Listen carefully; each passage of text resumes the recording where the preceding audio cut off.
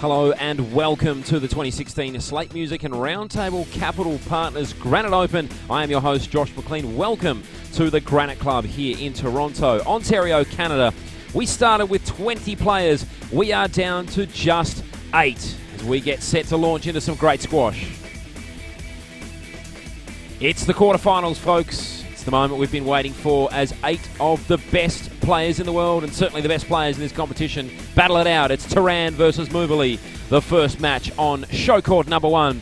As we head down to show court number 1, there is Turan on screen. She'll be wearing the black. She takes on Fiona Moverly, who was in wonderful form. She knocked out Jenny Duncalf, the number 1 seed yesterday. She is riding high at the moment. Some say possibly the new tournament favourite, having knocked out the world number 14 Duncalf. And she is looking in super form, as is Turan from Mexico. As we jump into some information about these two, let's start with Turan. She's number 34 in the world currently, and that's her PSA ranking. She's 34 years of age, born in Mexico City, still resides there. She plays right-handed. She joined the PSA back in 2000, so lots of experience for her. 16 years on the Pro Tour. She's coached by Miguel Montero and Javier Turan. Her highest world ranking was 11. That was all the way back in 2010. And the way she's playing right now, she may get back there at some stage in the next couple of years. She was a semi-finalist at the Colombian Open, the Pan Am Games teams and doubles, and also the Winnipeg Winter Club Open semi-finalist. So some good form coming into this event for Turan as we see her warming up on screen on the right wall. She will take on the wonderful form of Fiona Moverly. We just spoke pre-game about how she knocked out the number 1 seed, Jenny Duncalf, yesterday. Her PSA ranking, 42. The form she's in, that's probably a little lower than it probably could be. She's really looking like a top 20 player in the world at the moment. She's 28 years of age, born in Hull, in the UK. She resides in Hull still. Joined the PSA in 2005, so plenty of experience for her. Andy Cockrell in her corner is her coach. Highest world ranking, 39. That was only in December of last year.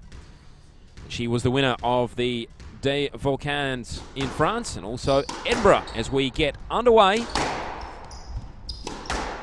So first point of match number 1 here on quarterfinal day at the Granite Club.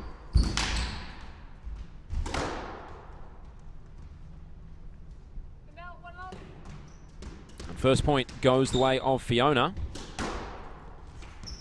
Wearing the lime green this evening. She's got a great reach. A little bit of a height advantage over Turan. Great play from Turan there. Comes back at Moverly, and now we are tied at 1 apiece. So 4 matches for you this evening, folks. Thanks for joining us. Squashstream.tv. Don't forget that website. Share it around. We will only get better and better as the week goes on. Not far away from semi-finals and, of course, Friday's big final. One wonders if one of these girls will feature. Great play from Moverly, moving Turan around the court. She used the low post on the left wall. It was good enough for a winner.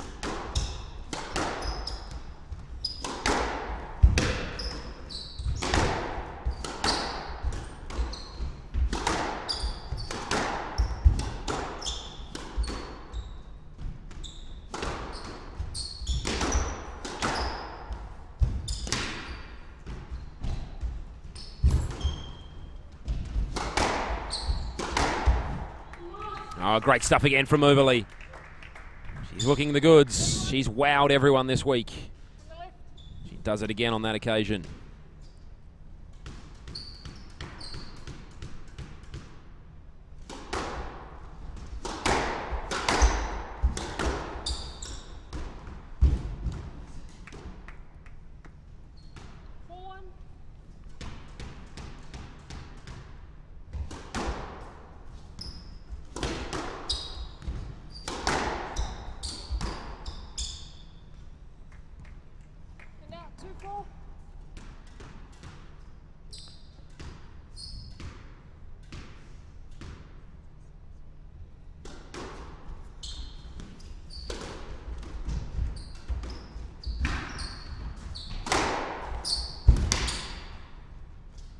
A nice piece of play from Turan. The back left court was open. She found it. Gets a point back. Moverley still with a slight lead here. Game number 1.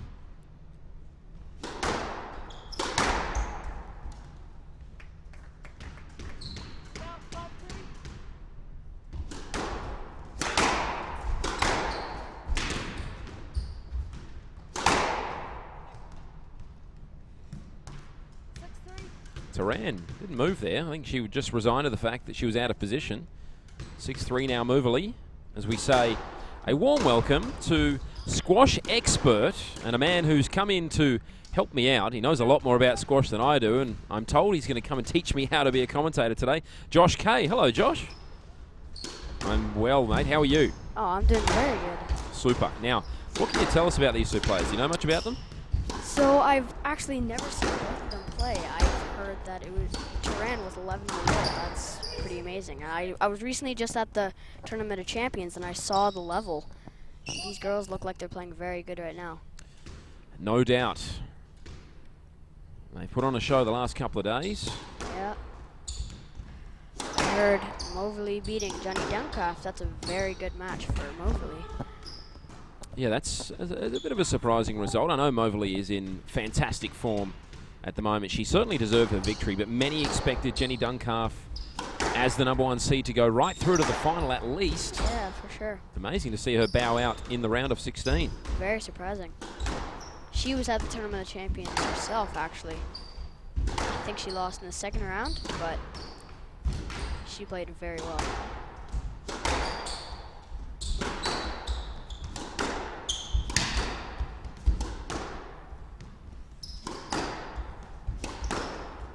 So first long rally, medium to long rally of this match so far.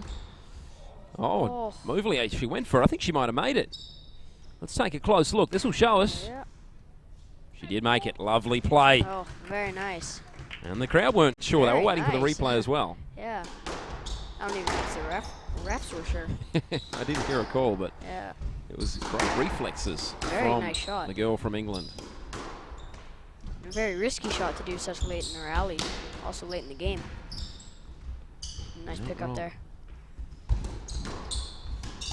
Oh, that's a great shot.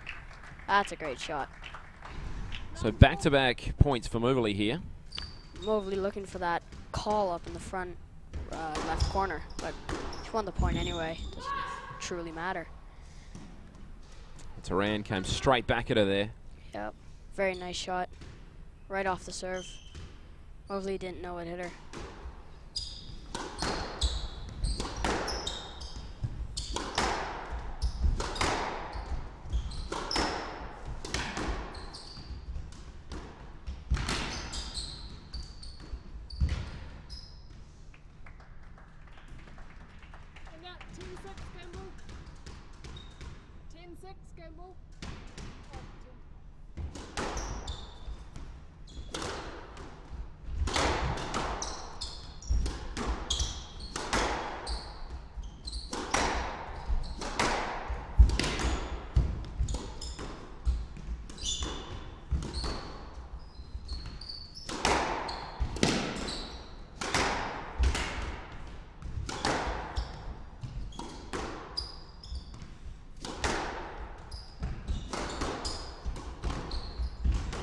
So game ball here, 10-6. Moverley has started in wonderful fashion. Pretty much picked up where she left off yesterday. Close play near the front wall. Turan, she needed that as a bit of a confidence booster. That was a good piece of play, wasn't it, Josh? Oh, very nice. Very nice tight shot. Too much for Moverley to handle.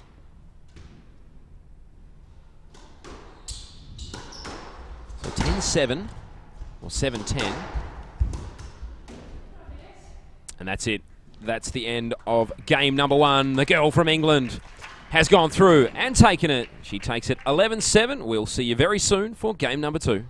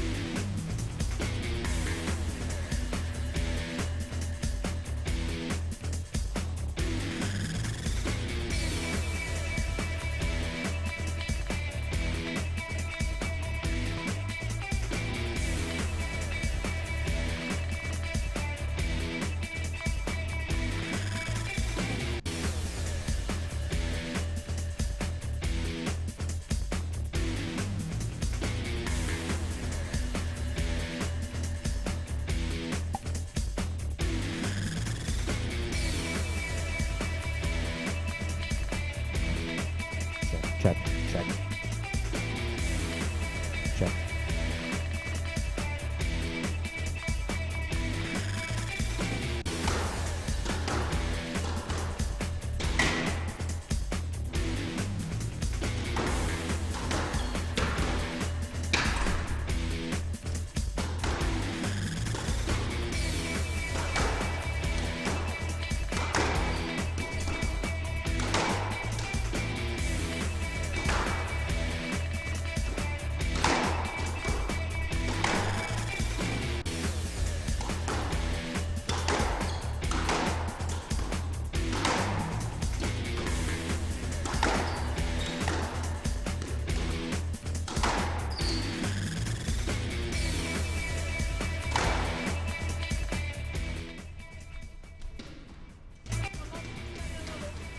Welcome back to the 2016 Slate Music and Roundtable Capital Partners Granite Open.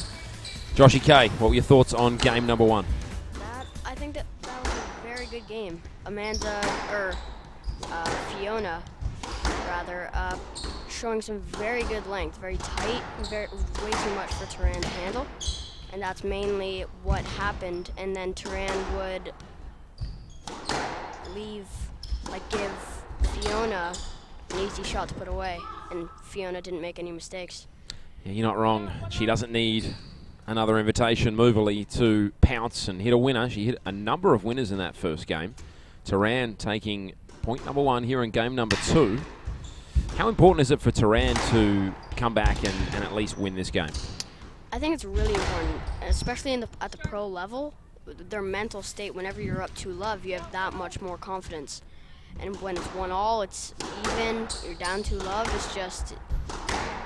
I also know at the pro level, when you're down 2-love, you also come back with a lot more confidence too.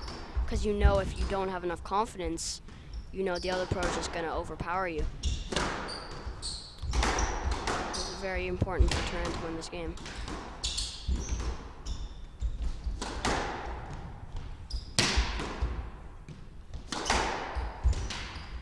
Turan starting to open up a little bit here, play with more power, and another winner. Some nice work in close quarters that time. The trickle boast off the front left wall.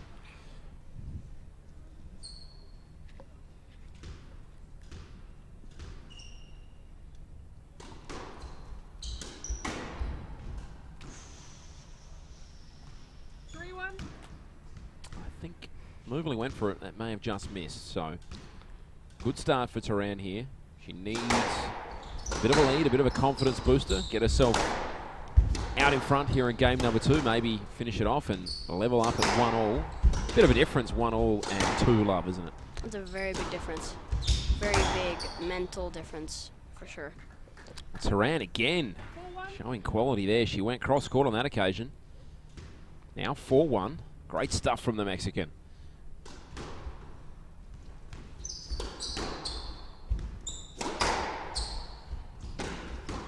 How much of an advantage is it to be tall in the squash court? You can see here that Moverly has a height advantage in this match. Is that an advantage at all?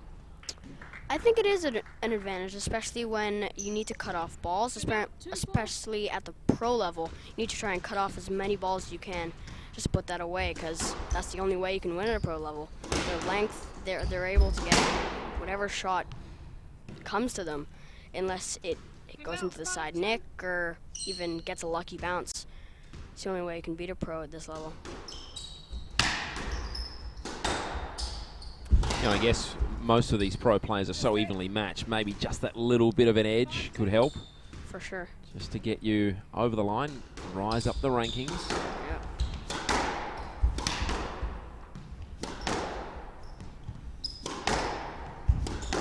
So Turan has started well, clear by 3 now. Moverly, for the first time in this match, she's under just a little bit of pressure. Still manageable though, only down by 3, Josh. Yep, only down by 3. It's not much to come back from.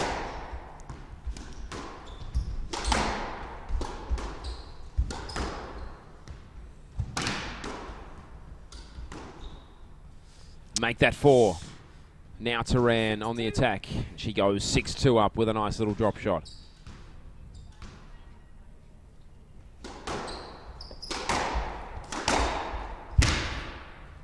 Again, Turan on the attack. She's really gone up a level here. She needed to. She regrouped after game number 1. She's come out all guns blazing here.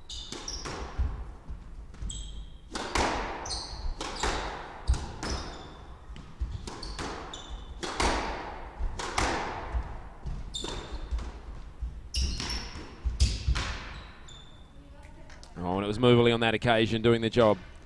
Just out of reach.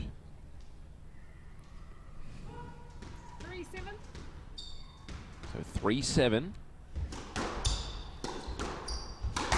Fast moving game. We haven't seen a lot of lets, have we, Josh? No, we haven't. Not many lets. Not many. I think there's a lot more errors in this match, or in this game, rather. More than the first game. Yes, let. Commentator's curse.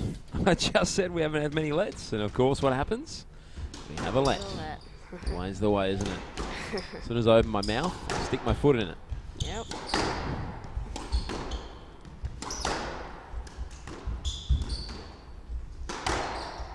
Oh, Moverly puts it away with a kill.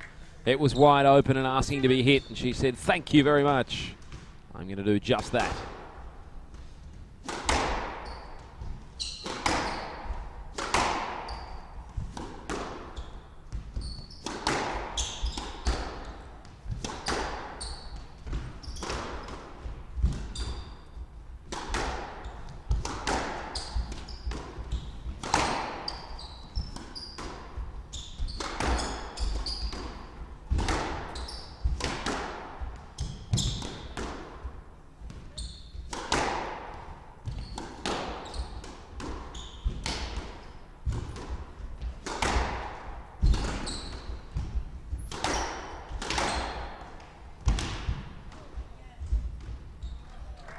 Very nice shot.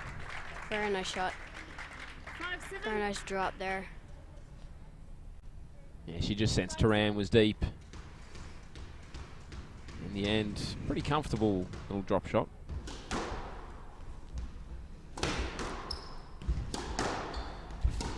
So looking back at the results in round number 1, the round of 16, Play let. Turan, she went through in 4 over Nayla Gillis. Nayla. I was looking for my pronunciation. It was underneath my table. There it is. Nayla Gillis. It was 3-1 on that occasion. Turan won the first 2 games of that match. Gillis came back and won the 3rd. But in the end, Turan overpowered her in the 4th, 11-8. As Moverly shows a little bit more class. 6-7. But just found the mark on that occasion. That was a good shot, wasn't it, Josh? It's a very nice shot. I can tell, like, as soon as she got that these few points, her confidence has just gone very high. She's going for every ball. She's making almost all of her shots.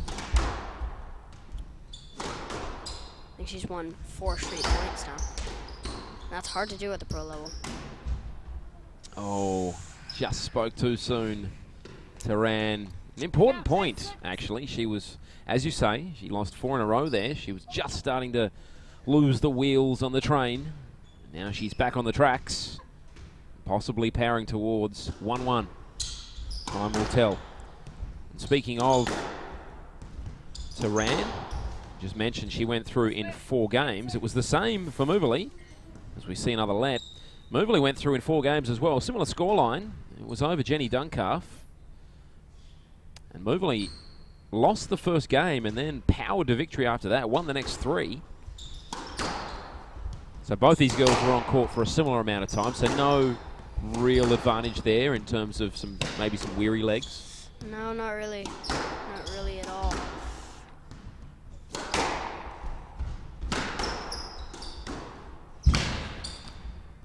It was wide open for the taking, and Turan accepted the invitation. Now just 2 points away from leveling the match.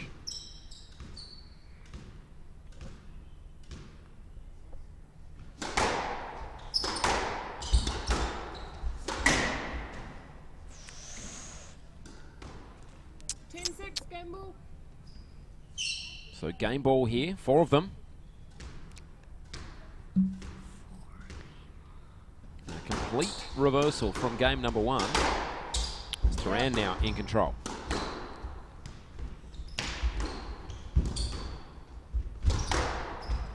Oh, And that's a bit of Very nice class shot. from Fiona. That's nice. possibly that reach you were talking about before, Yeah. Josh. She was able to get up and play that pretty comfortably in the end. yeah, and also Turan never saw it coming. It's just one of those shots where in the middle of the rally when you're not very paying attention, I would say, it just comes out of nowhere. Still 3 game balls to save here for Moberly. Big moment in the match for Turan. She can't afford to let this get back to 10-all. Has to take her chance here. She's worked hard to get herself in this position. Will she finish it off? She goes with the drop shot. Moberly was good enough, and Turan couldn't get to it. And now she's saved 2 game balls. 8-10. Still 2 to go though, Josh. Yep. Halfway there. And you know what they say, every journey starts with 1 step. She's taken 2. There's 2 to go.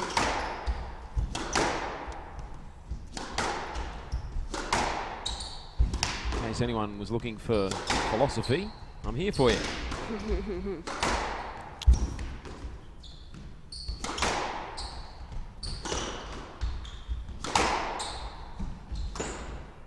Oh, And that's it. I think that may have caught the neck at the back of the court as Samantha Turan comes back and levels it at 1 game apiece.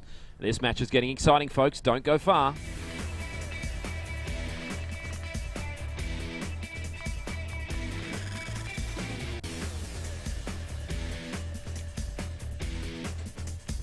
Right.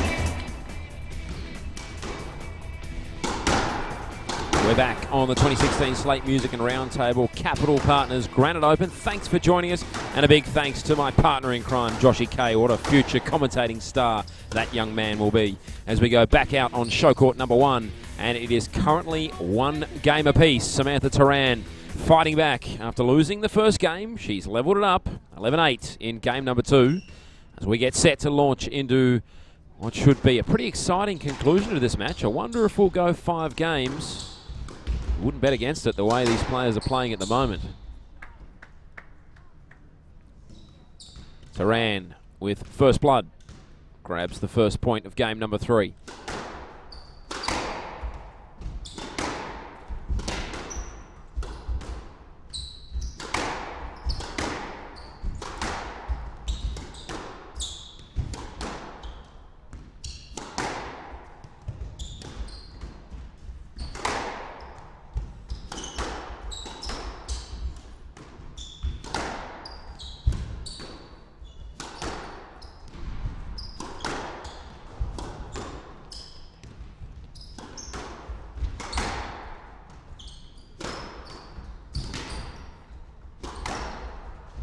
Oh, Moverly again with that reach.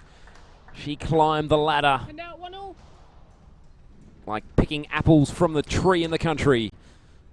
Plopped it into the front right corner for a winner.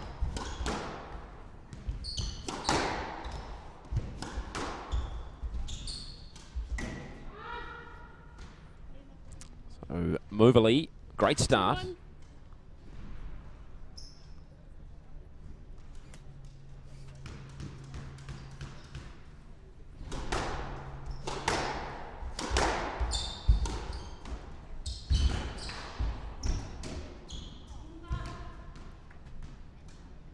2-1. And I believe that's Turan's first point of the match. 3-1, Moverly.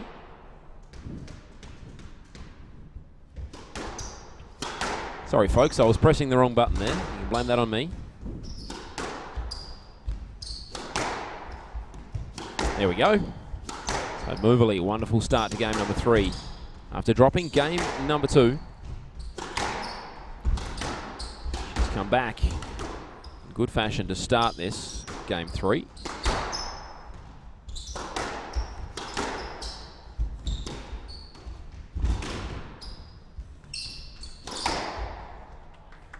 And again, high-class stuff 4-1. from the girl from England. And that's been a real feature of her play yesterday, certainly when she knocked out Jenny Duncalf. She has such quick wrists.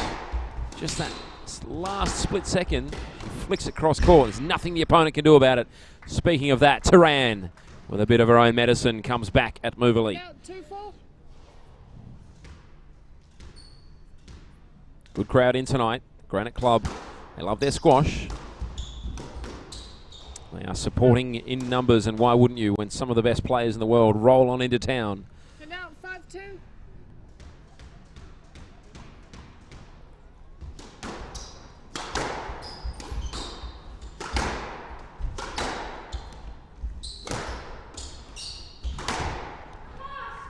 Brilliant again. She's at the peak of her powers, Moverly. She moves to a 6-2 lead. And again, too easy. The drop shot on that occasion. Turan 7-2. just a little resigned to her fate on that occasion. She is powering through this game, Moverly. Could be looking at a 3-minute game here. Oh, again, the crowd out of their seats. The hands go together. And why not? It's as good as it gets, folks. Great to see the kids come along tonight too and watch.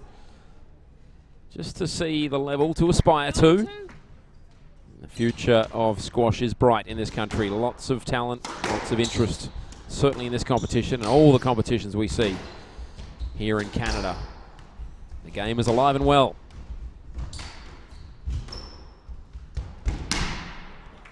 Oh, Turan. She was gutsy, she was courageous, but in the end, she just couldn't get the racket on the ball. And now 8 game balls for Moverly, who has really flown through game number 3 here. And Turan doesn't want to give it up just yet. 3-10, game ball. That's a great shot from the cool box.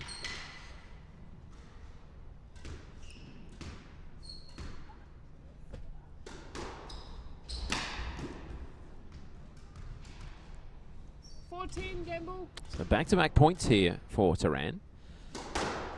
Maybe just a tiny glimmer of hope. That's all it is at the moment to win this game.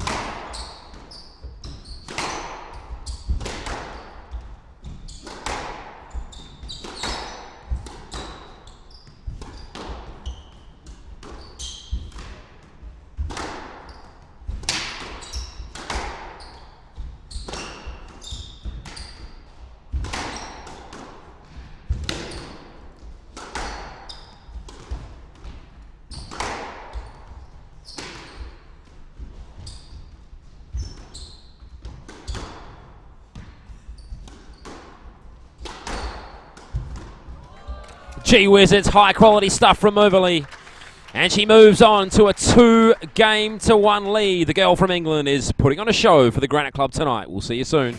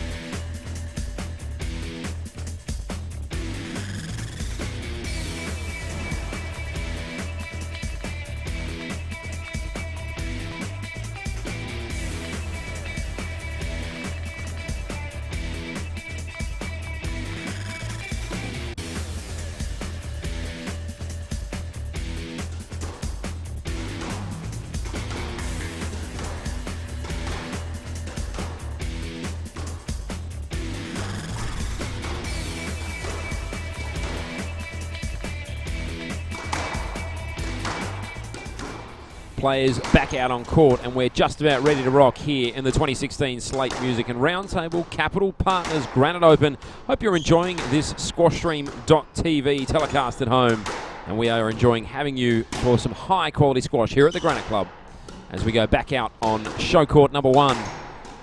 Fiona Moverley, 2-1 is her current lead. Turan needs to respond. She responded the last time she lost a game. Will she do the same?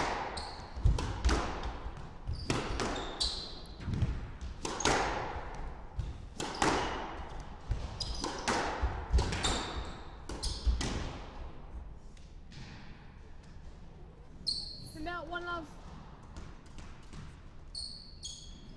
First point to Turan. Just the start she needed. Needs a couple here. Just to start, get the confidence back. Maybe get rid of those mental demons after dropping game number 3.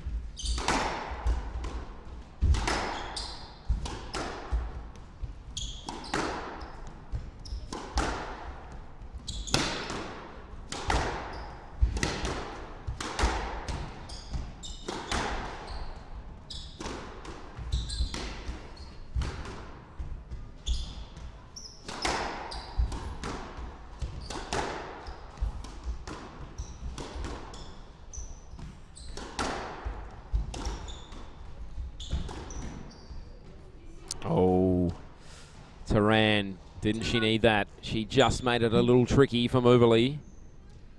Up against that right wall. The first 2 points to Turan, importantly for her.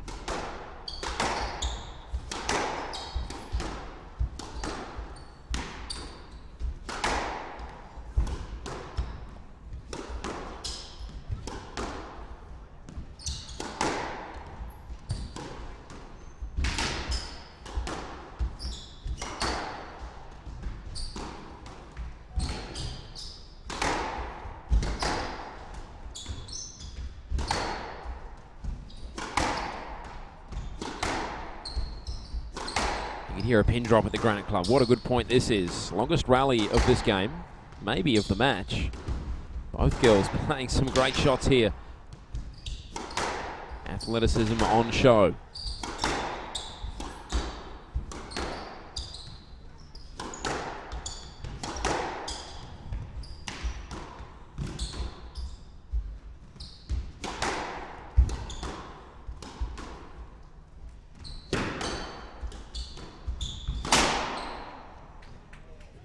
And the point comes to an end as Moverley wins her first point of game 4. And now 1-2.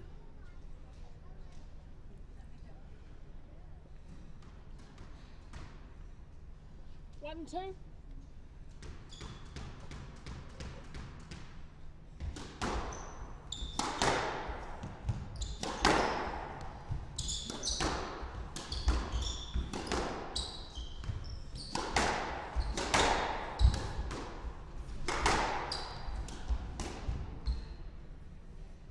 Another important point for Turan. And now 3-1.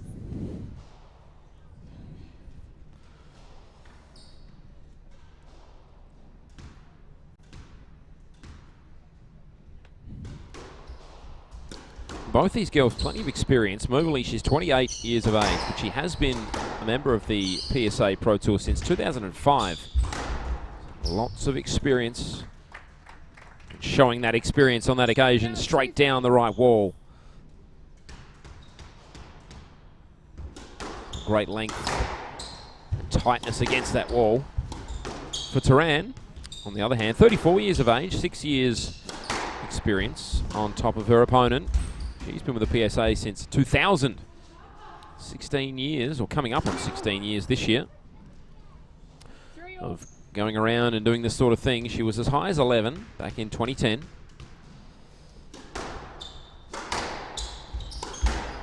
Both these girls pretty evenly matched. Turan with a bit more experience. And now 4-3. She used it on that occasion. Gets herself a 1-point lead here.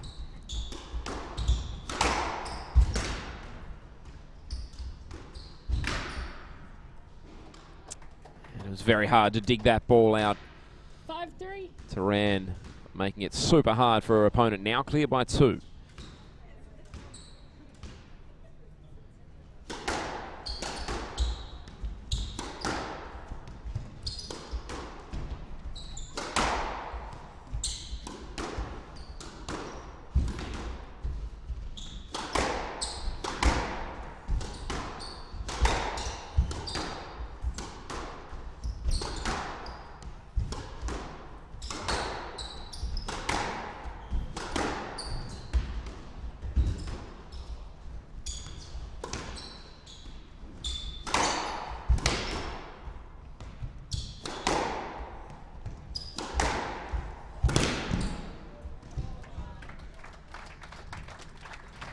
Length again, the feature on that occasion. 4-5.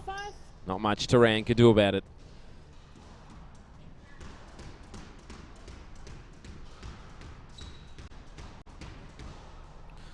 So even though Turan has started well here in Game 4, Moverley, she's just sticking with her and now gets it back to level pegging. 5-all.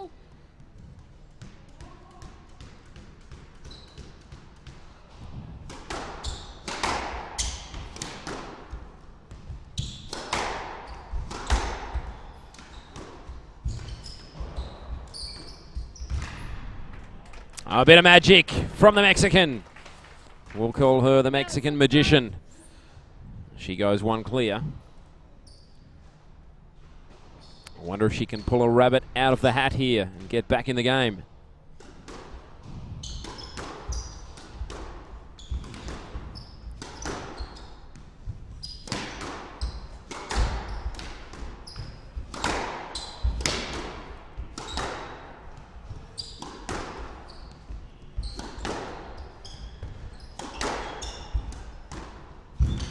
Again, wonderful stuff from Turan. 7-5. She's picked a good time to come good here. Crucial stage of the match for her now. She can get up towards taking this 4th game, force a decider. It's anyone's match for the taking. Stroke. So stroke the call. 8-5. Another important point for Turan. Every point like gold at the moment.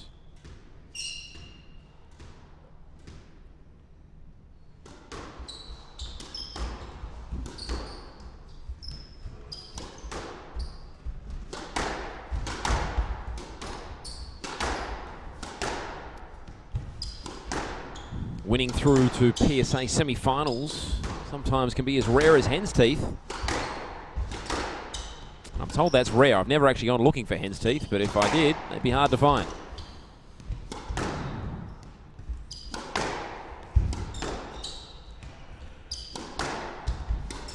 Do hens even have teeth? Maybe that's why it's rare. I might do some research, folks. Get back to you.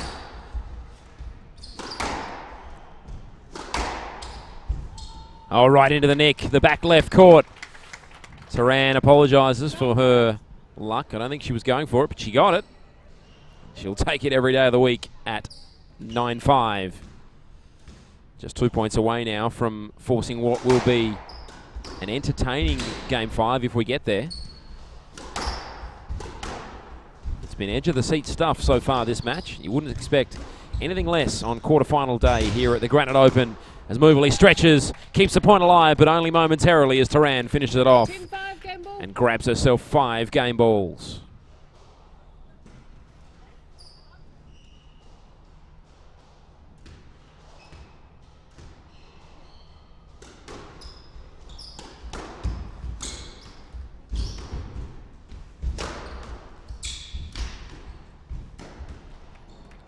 Moverley not ready to give it away just yet. And now it's 16 game ball. Down by 4.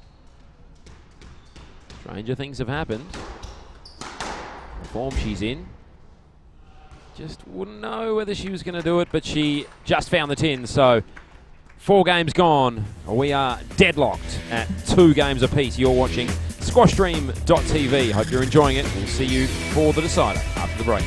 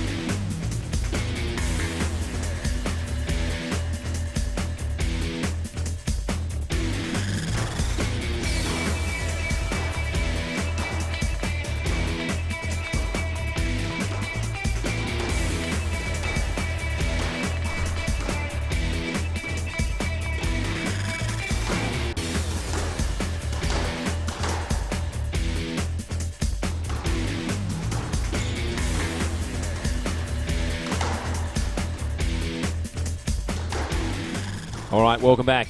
Game number 5, the decider. It should be an absolute cracker. Both of these players have gone tit for tat, back and forth, neck and neck. We are deadlocked at 2 games apiece. About to find out who will go through to an all-important semi-final here in the 2016 Slate Music and Roundtable Capital Partners Granite Open. Thanks for joining us on squashstream.tv as we get set to launch into the biggest game, certainly of the tournament so far. Our first semi-finalist awaits. Who will it be? Both these girls have played some high-quality squash. There's only a couple of lets I can remember. It's been free-flowing. There's been winners galore. It's been entertaining till the last. Oh, that ball glued to the left wall. What a great start that was for Samantha Turan. Important to get early points here in Game 5.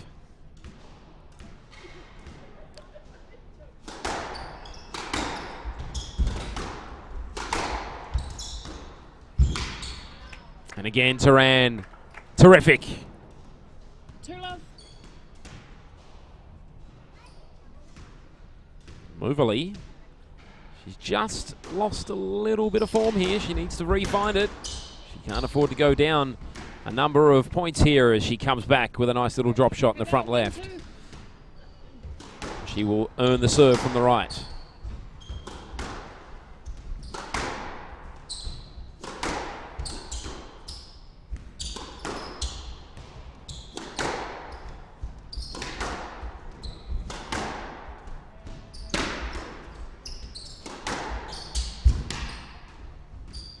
This ball sits up. Will Turan put it away? She went for it. 2-all. She just missed it. So 2-all. Back level.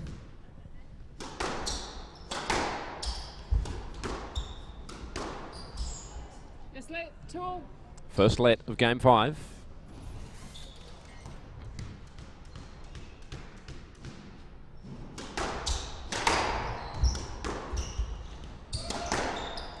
To those of you who tuned in yesterday and watched our round of 16, I'd be super impressed if you lasted all the way through. I think it was about 7.5 hours of straight squash. I'll tell you what, I just about lost my voice by the end, and the crowd will lose their voice if she keeps playing like that, Moverly. What a wonderful shot into the front right neck. I'll tell you what, it was a marathon yesterday. We got through 8 matches, 16 players. But we are down to our quarterfinals today. Thanks for joining us. Hope you're enjoying our telecast, our broadcast. Squashstream.tv. Don't be afraid to tell everyone about that website too. Stroke. That's a stroke on that occasion. 4-2.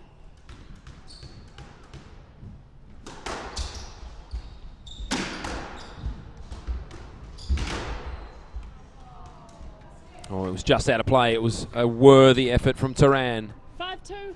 Just above the red line. So 5-2, Moverly. She's got 3 points in a row here. Just getting the job done nicely after losing the first couple of points of this game.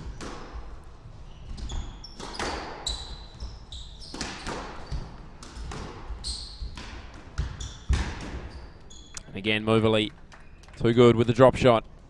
6-2.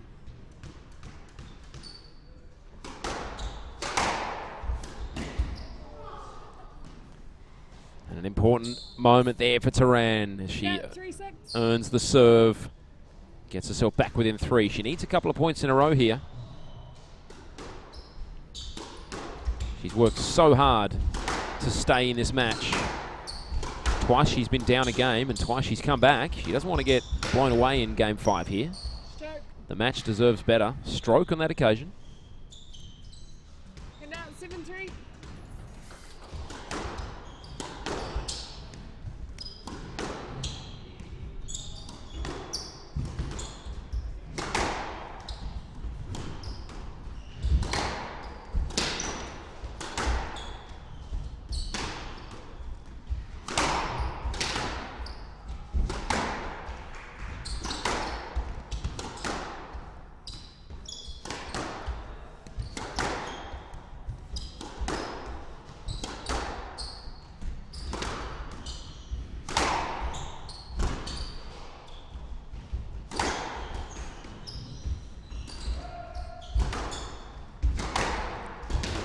Oh, terrific from Turan. I don't know how Movely got that back.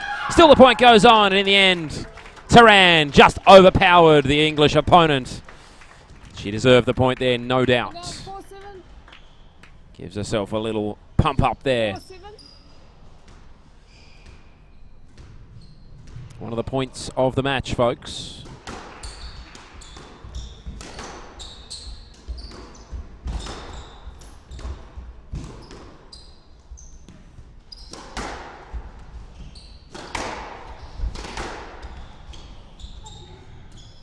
Split. 4-7.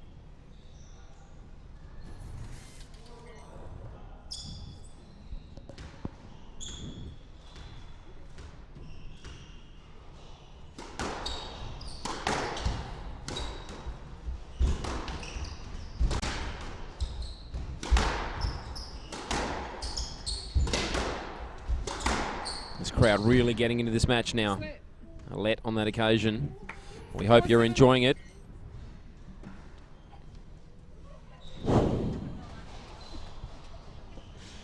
Sorry, folks, I had nothing to say.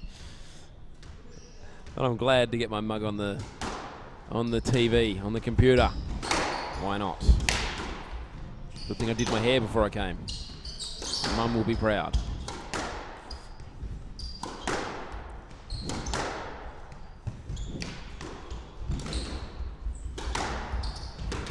Oh, Movely.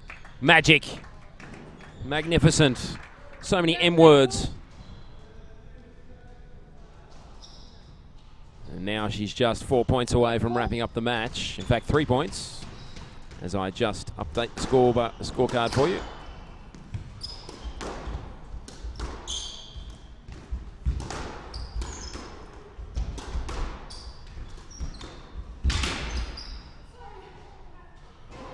Play a let, please. I wasn't sure. Can you play a let, please? So, ref, not sure.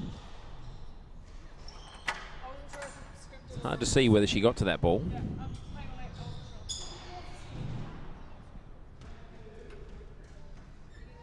I wasn't sure.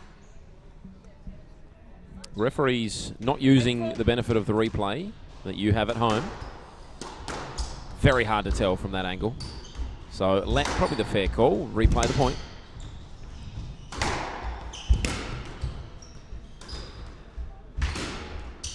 Turan just hanging on for dear life. She continues to scramble. Keeps the ball going, and that's a let.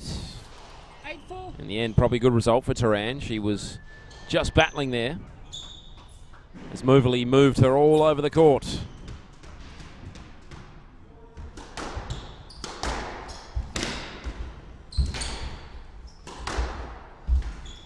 Again, Turan stretching and straining, and she gets herself a free point there. That's just what she needed. She catches her breath. Movely's gone up a level here.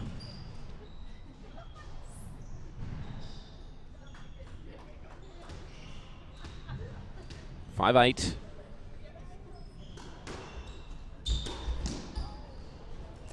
Movely playing some high-risk squash here. She's really going for it. In the end, a couple of errors in a row brings Turan back with a bit of a glimmer of hope here.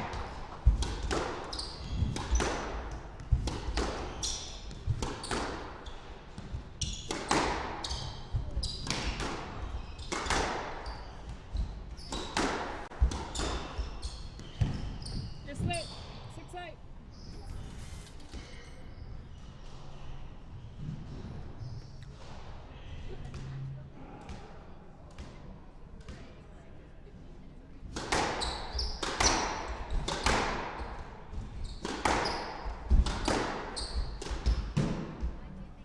Another important point for Turan. 7-8. She's back to 7-8 here. Look out, cool box. That's what it feels like to get hit in the face by a squash ball, folks. It's the closest thing you'll ever experience without the real thing.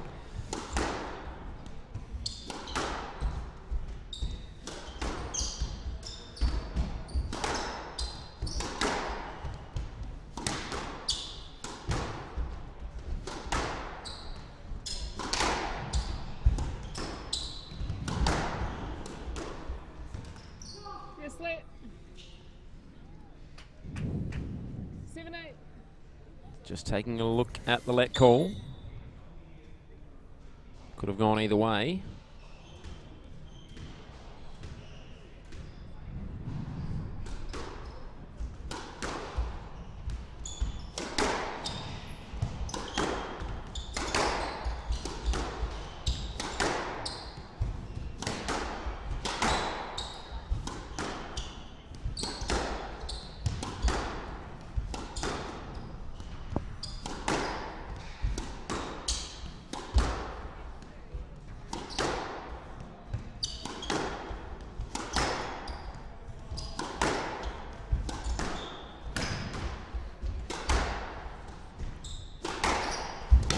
You can feel the tension here.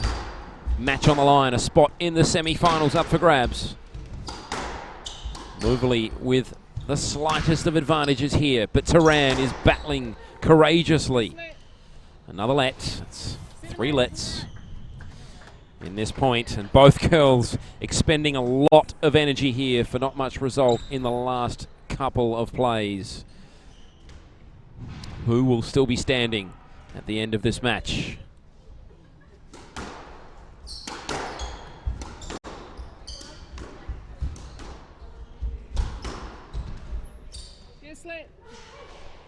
Another let.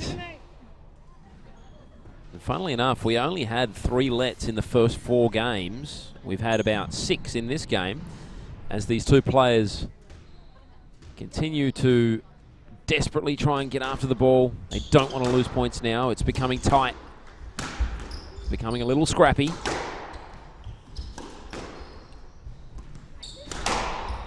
What was a free flowing open game of squash, now a tense, tight tussle for a spot in the semi-final.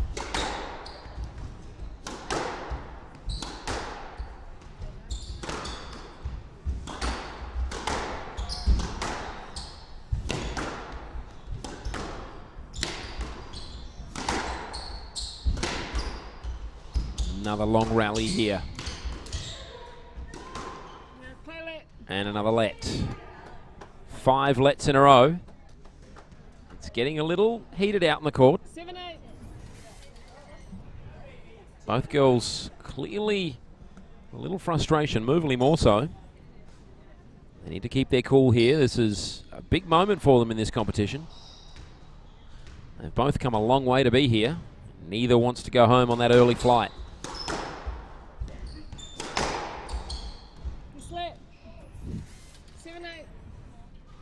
Make that 6 lets in a row.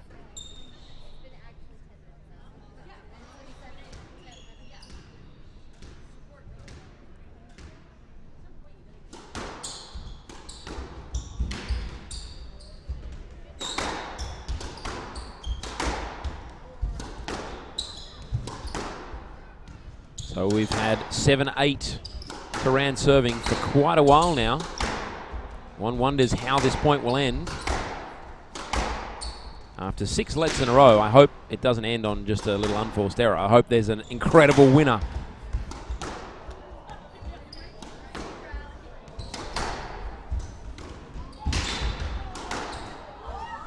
Oh, the reflex is incredible from Turan, but she couldn't get it back in the end. What a way to end what was a marathon point.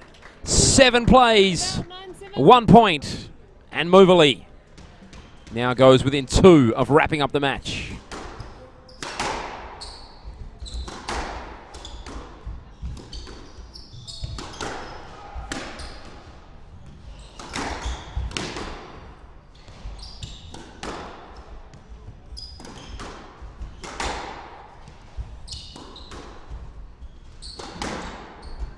Turan has to win this point. She loses it, she's down 3 match balls.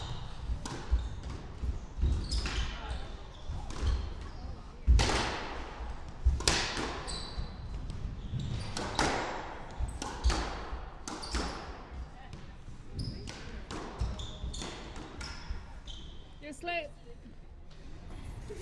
Let call. 9-7. Both players breathing heavily. From the right, 9-7. There's only been 1 point awarded in the last 5 minutes of squash. A whole lot of running. Moverly just taking her time to get her breath back. So's Turan.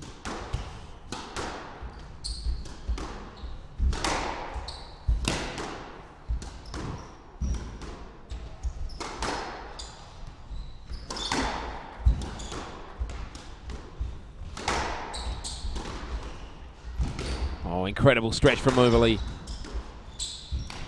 Turan attacking. Turan winning the point. Moverley exasperated.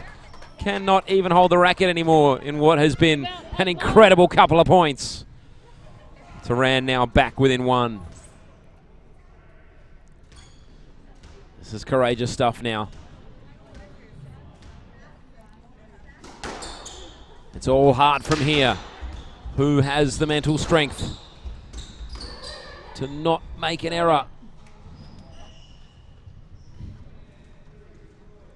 Looks like that was a let call. And now 10-8 match ball. In fact, it wasn't. It was a stroke. No let. I was eventually going to get it right. If I kept naming the rules, I was eventually going to guess it. No let the call. Moverley, 2 match points. Turan in trouble. Turan got lucky. And now 9-10 match ball. Still a match ball to save, though, for the Mexican.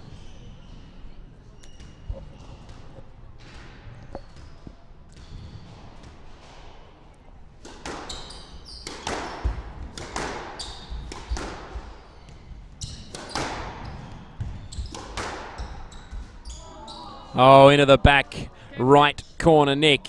And the game is over. Samantha Turan, she was courageous. She was impressive, but in the end, she was overrun by Fiona Moverley in what was a wonderful match, as the girl from England will find herself in a semi-final tomorrow. We hope you're enjoying this broadcast of squashstream.tv from the Granite Club. It's the Granite Open. We'll see you soon for our next wonderful quarterfinal.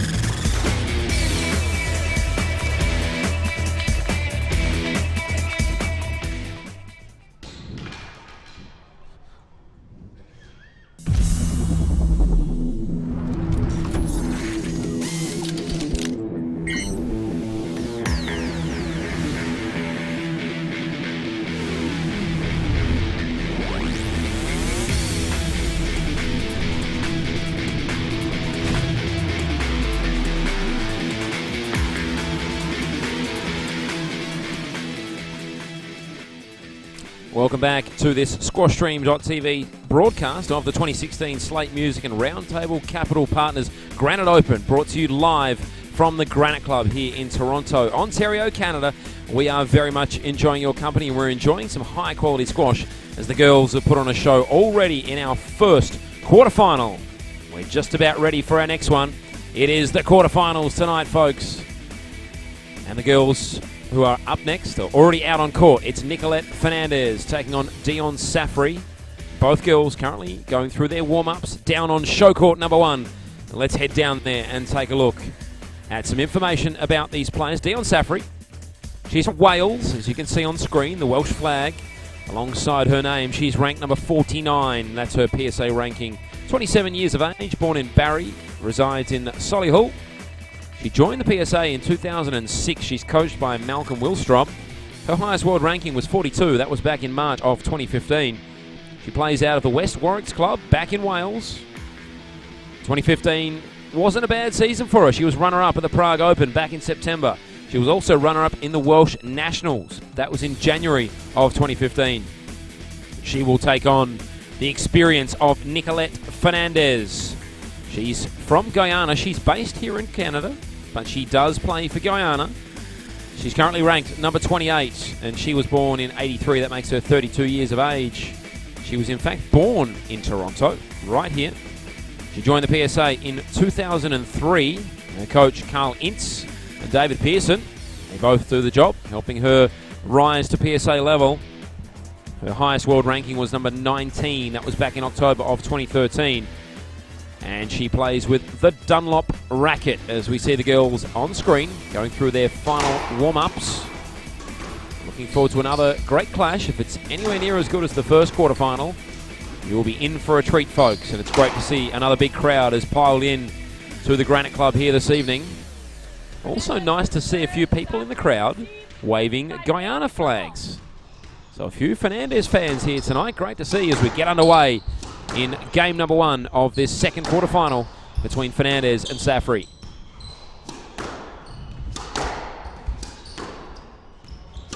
So Fernandez wearing white, Safri in the black and gold.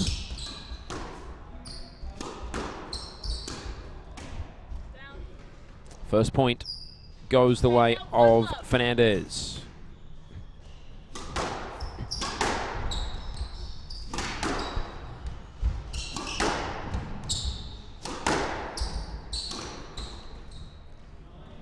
Hand out. 1-all. 1-1.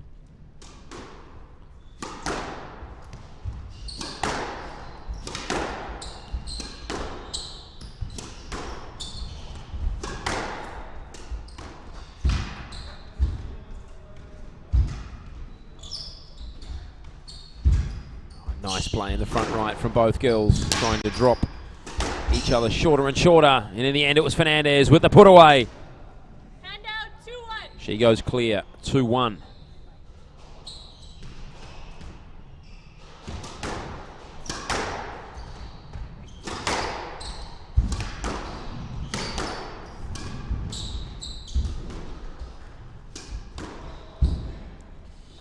And Safri with a winner. The high backhand volley into the front left. One thing I'm looking forward to doing at the end of this tournament is having a chat to a few of these girls about maybe some fashion tips.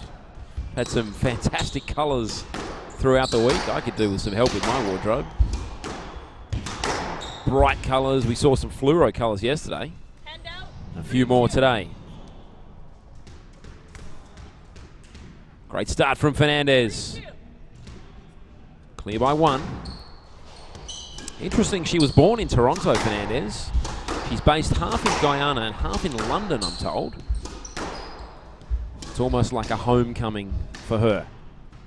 4-2.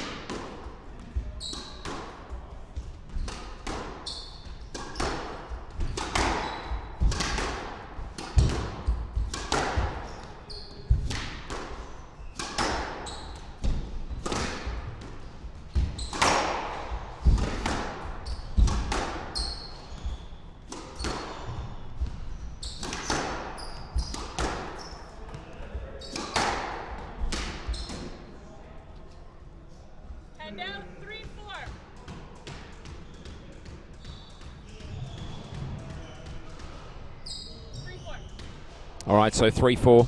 Safri coming back momentarily.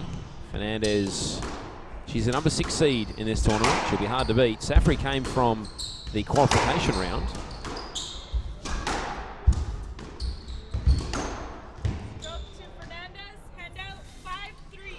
So stroke on that occasion going the way of Fernandez.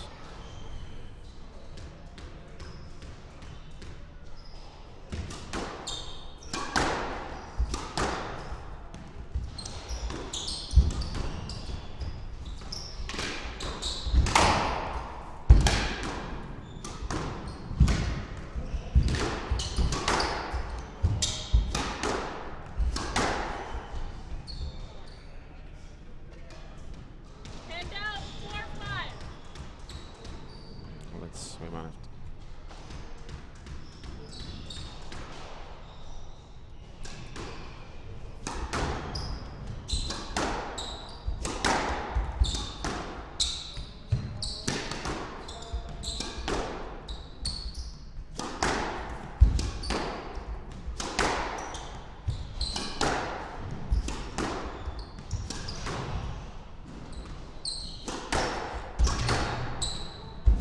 Time now to say a very warm welcome to Fiona Moverley, who no doubt is feeling over the moon after getting over the top of her rival in the first quarterfinal. Fiona, how are you feeling?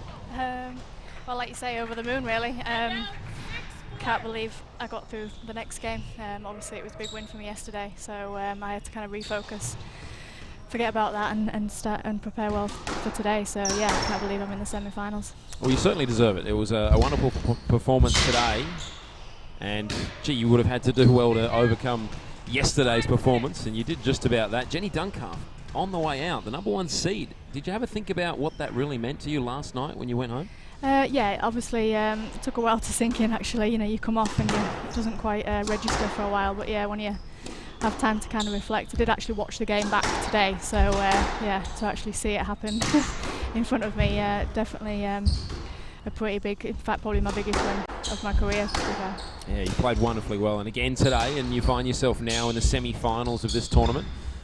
Many people suggesting if you can knock off the number 1 seed, maybe you could go all the way. What do you think?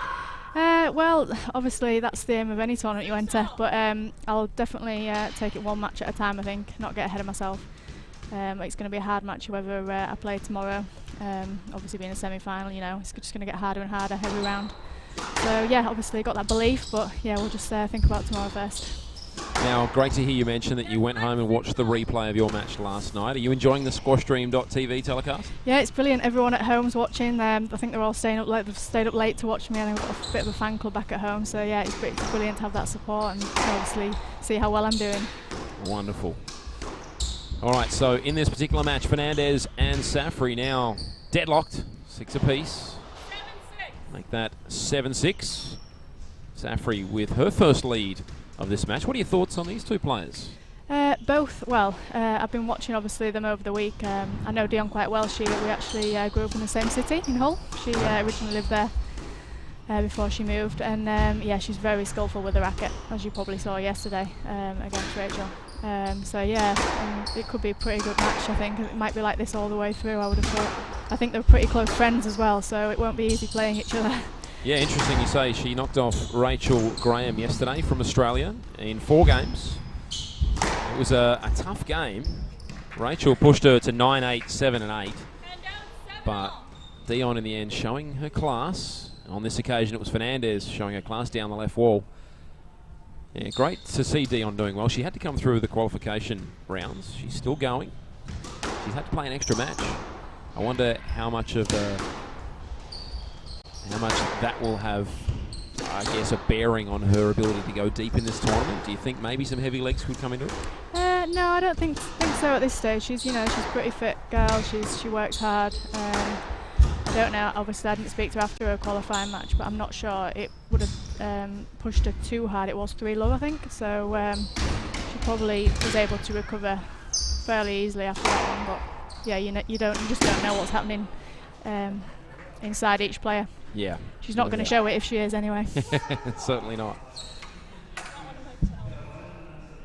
So a bit of a highlight here, folks. Fernandez with the Superman dive. kept the ball in play, and then watch what happens after. I believe she may have got hit with the ball. No. In the end, Safri had to go right because Fernandez was standing in the middle. I don't think it was a let in the end. I think the point went the way of Safri. Was it Fernandez? No, it was Fernandez. Apologies. Now I don't know the score. In fact, even the referee's confused. So we're trying to figure it out, folks. We'll let you know what the score is when we know. It's from the left, 8-7. All right, from the left, 8-7. Fernandez will serve. So in the end, Fernandez was awarded the point. So where to from here, Fiona? What happens after this tournament? I'm off to Winnipeg next week. There's a tournament there, and then then across to in the Delaware. So yeah, I'm away 3 tournaments. So quite a lot of squash over the next few weeks. Well, it's nice that the ref just putting a stop that ball out of play. It's nice that they put those tournaments fairly close together. You can at least do all 3 in the one trip. Yeah, you can kind of get a bit of a tour going. The same girls usually end up doing kind of all 3, or a mixture of them. But yeah, it definitely helps with travel and not having to go back and forth. It's good, and obviously you get to meet a lot of people. We're getting billeted at each one, so that's really good as well. And you're still based back at home in England? Yes, I am. Yeah, in Hull. Yeah, I've been there pretty much all my life, so. No need to change yet. It seems to be working for me at the moment. All right, fair enough. What's the squash like in Hull? A lot of players have come there. A lot of the Yorkshire players have actually were pretty strong as a city. Like I said, Dion was from there, and there's a few of us. James Earls on the men's tour, he was from there. So yeah, it's pretty competitive. Well, currently show court 1, Dion Safri, the girl from Wales. Somewhat, maybe a little unexpected here, has 2 game balls. She's up against the number 6 seed, Nicolette Fernandez. A couple of unforced errors from Fernandez in this game, as Safri does the business, and she races out to a 1 game to lovely. Fiona, thanks for joining us. Thank you very much. We look forward to seeing you tomorrow in your semi-final. Good luck. Yes, brilliant. Thank you very much. Thanks.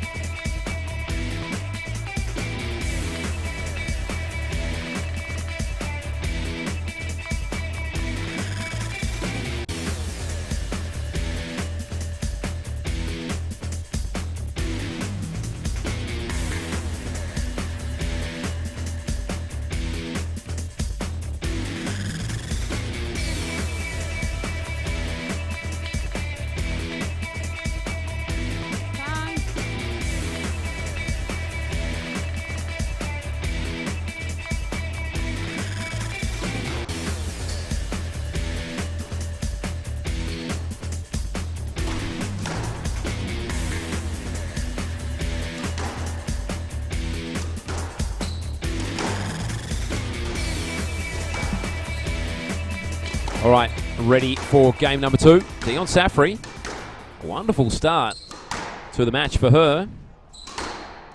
She's taken the opening game 11-8 against Fernandez from Guyana.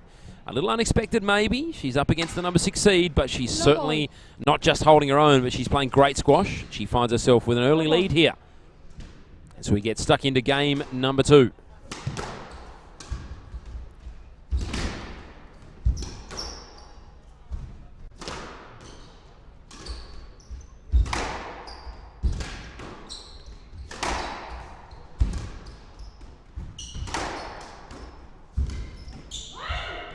Stunning from Safri. She just forced Fernandez to have to make the lunging shot. Couldn't quite get the ball above the red line, and Safri with a great start to game number 2.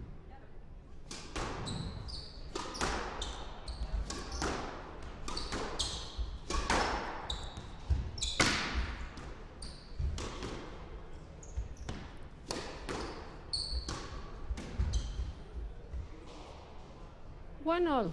And Fernandez gets herself on the board here.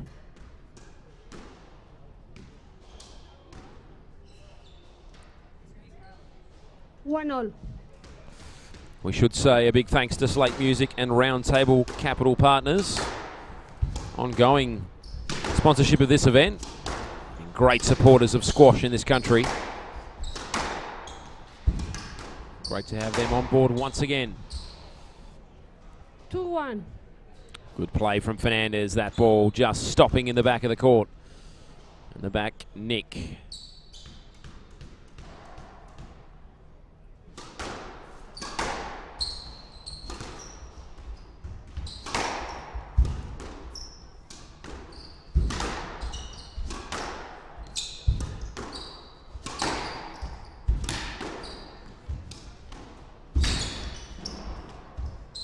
Stroke.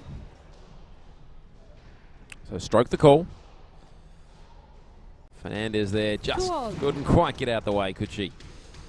So 2-all now. Safri with serve from the right. 2-all.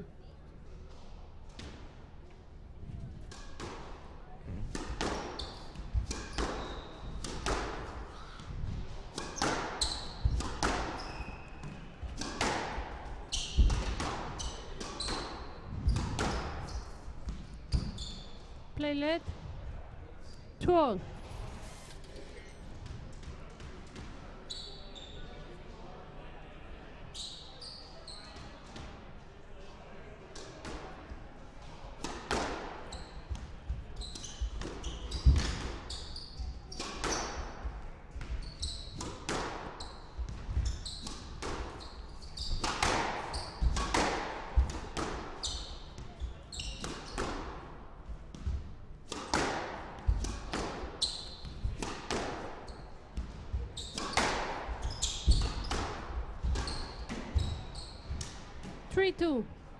Oh, Safri just throws their head back there. So 3-2 Fernandez.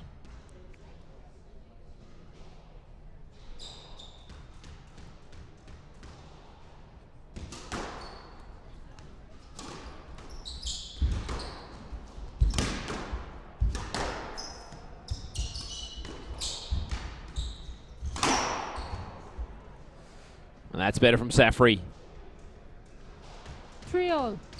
The girl from Wales going cross-court on that occasion. She had it wide open and took the invitation.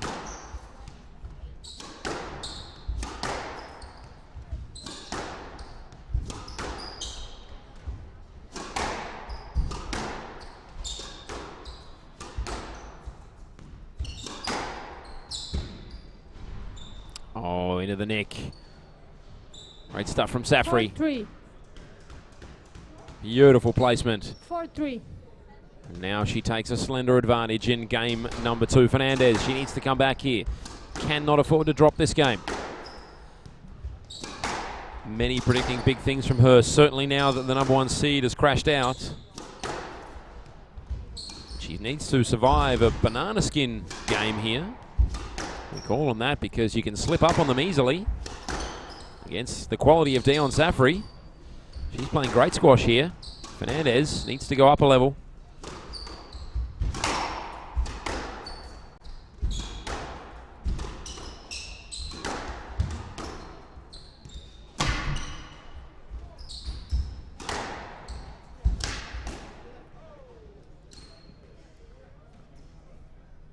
Hand out 4-all. An important point for Fernandez.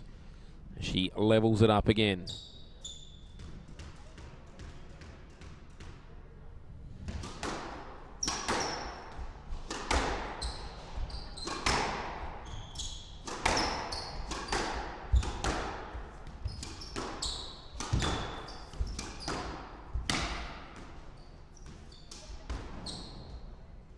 too easy. Handout 5-4. Safri, laconic. No trouble putting that ball away.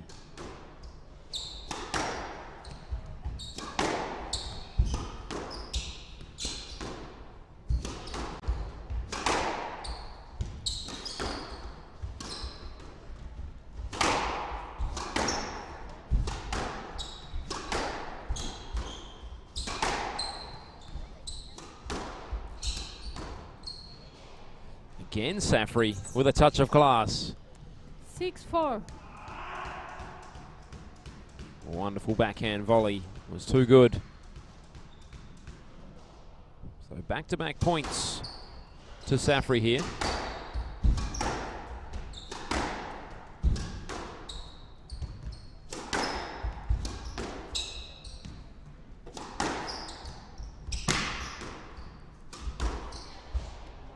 Oh, Fernandez, fantastic.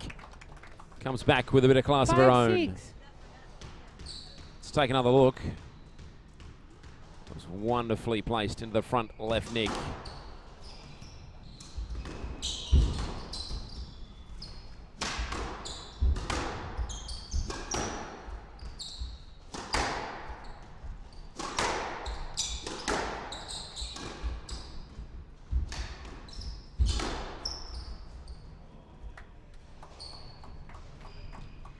Seven, 5. Another important point for Safri. This is not quite panic stations just yet for Fernandez, but she needs to press the urgent button. Doesn't want to go down 2 games to love, and that's a better play from the girl from Guyana. 6-7.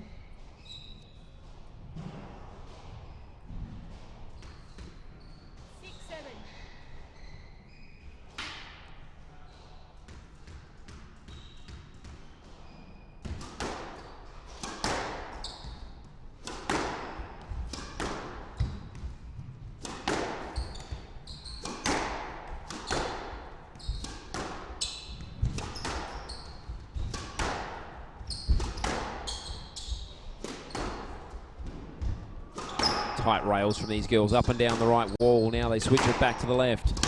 Fernandez looking for the open court at the back.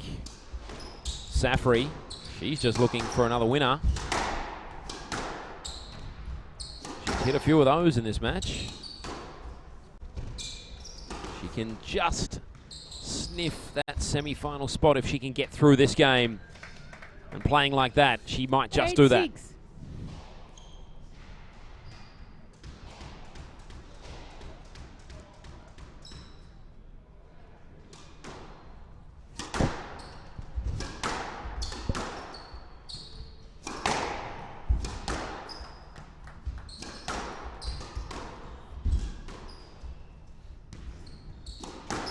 Good defense from Safri there. Needed to buy herself a little time with the lob. Now she has to retreat. She can't in time as Fernandez gets an important point back and gets back within 1. 7-8.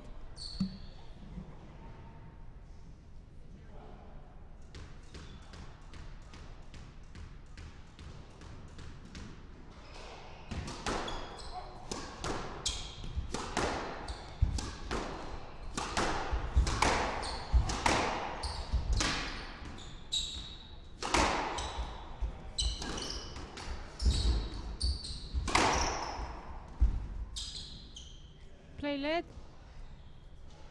First let we've seen 7-8. in this game. We've really been treated some high quality squash tonight in these quarterfinals. Very free flowing, lots of winners. Crowd enjoying it, as you can see in the background. There they are. They've packed into the couches, the comfortable seats of the Granite Club.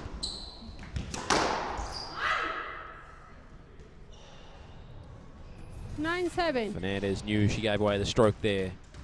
Straight away, she caught the ball with disgust. 9-7. Safri 2 points away from opening up a massive 2-game-to-love lead.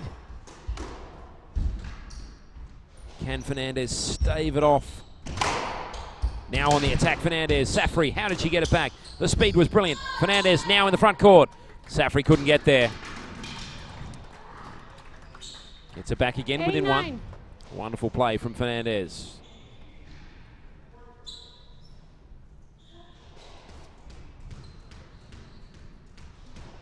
All of a sudden, this becomes the biggest point of the match for Fernandez.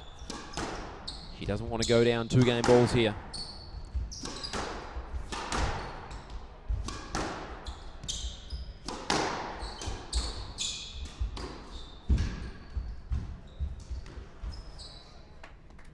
Wonderful play from the girl from Guyana. 9-0.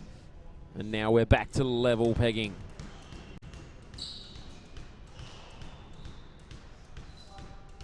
And after trailing for the entire match, if she can win this point, it will be her first lead since early in game number 1.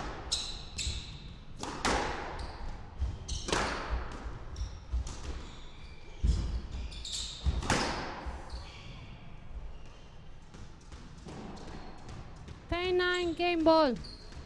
She does just that. What a moment for Fernandez here. She gets herself a game ball. She's had to work real hard to earn it.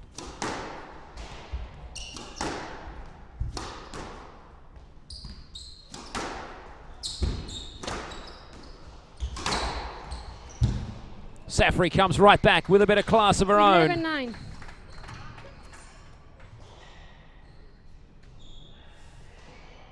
We just heard 11-9 from the ref, but I think it's 10-10. Or maybe we had the score wrong. Nope, they're leaving the court. So I think Safri has won that game.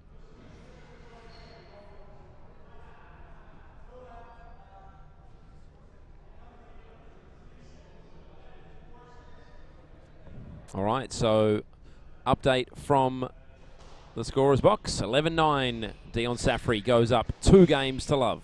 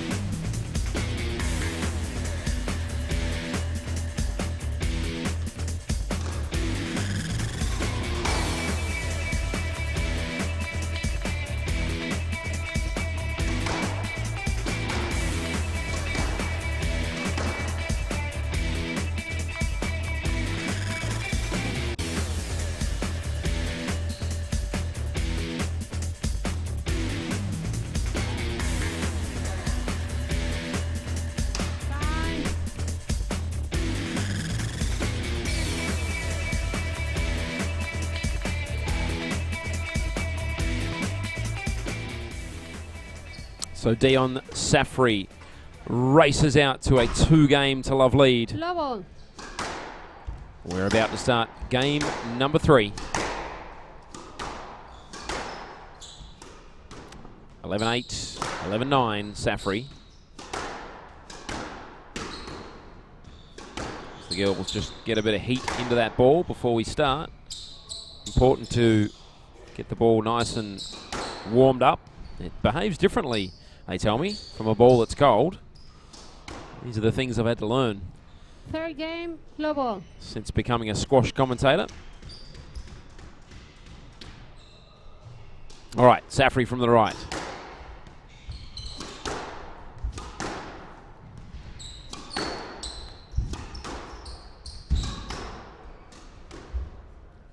One low. Start from Fernandez. She needs to win this game.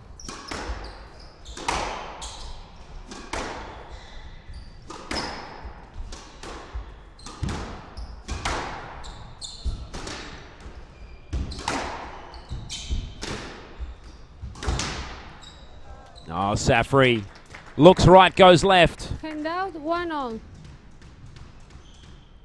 Just wrong-footed her Guyanese opponent. 1-1.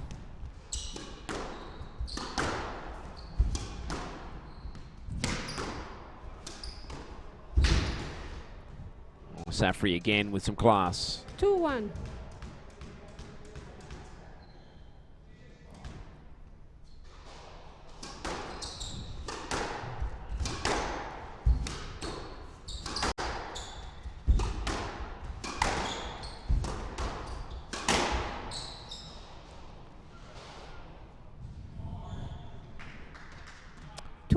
So we shouldn't be too surprised that Dion Safri is playing so well. If we look back over her recent results, in the first qualifier, she went through over Shayna Tucker from South Africa, 11-8, 3 and 2. So certainly they were early signs that she is in the form of her life at the moment. And then she went into round 1, a round of 16. And she beat Rachel Grinham, who is a former world number 1 and former world champion. She beat her in a 4. Hand out. So, alongside Moverly, arguably, Dion Safri's probably been the player of the tournament so far. And you would imagine if she gets past the number 6 seed Fernandez here, she might well have enough confidence to go a long way in this tournament. Certainly playing like a player destined for bigger things. Oh, again, brilliant from Safri. All Fernandez can do is clap. She's putting on a clinic at the moment, Safri.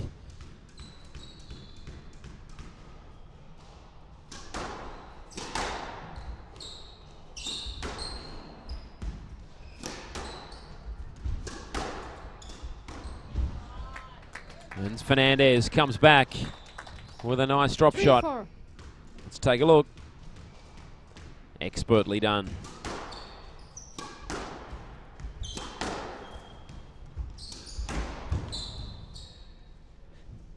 So Fernandez ties it up here. 4-all.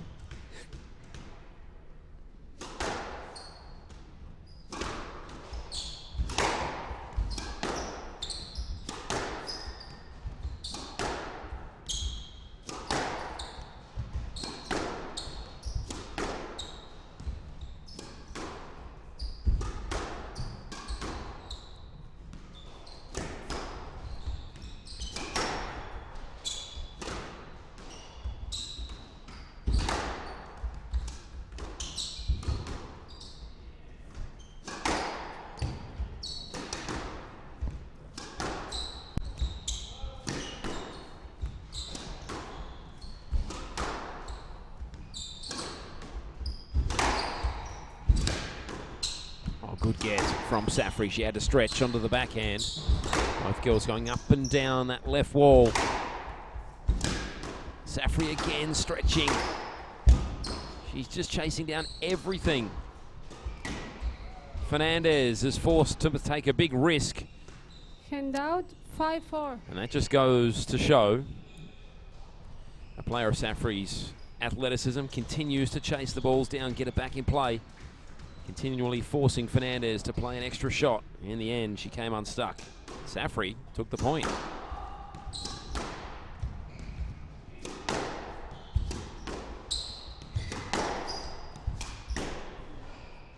Five all.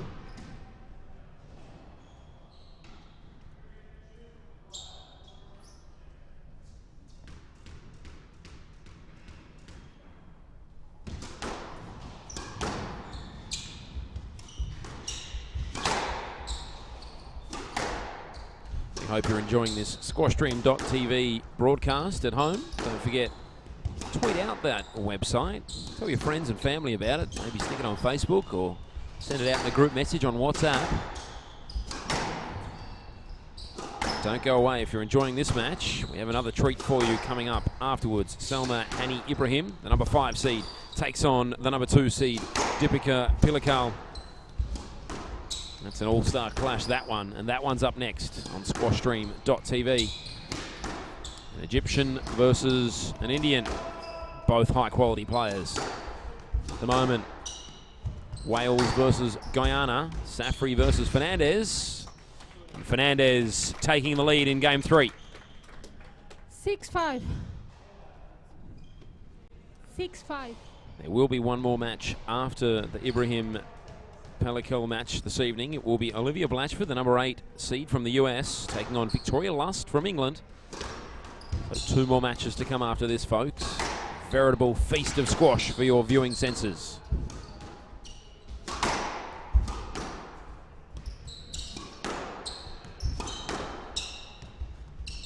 Super tight rails on the left wall.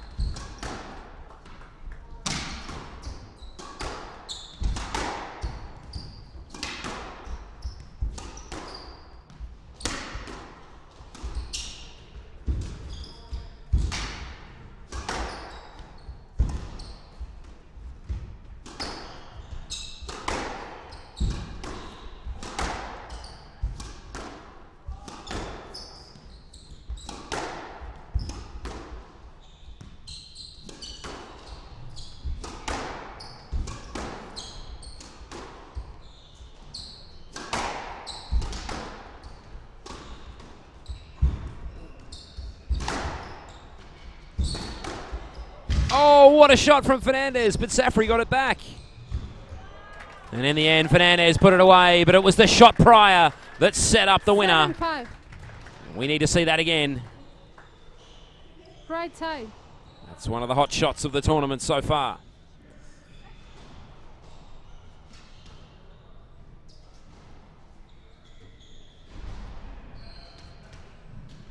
7-5.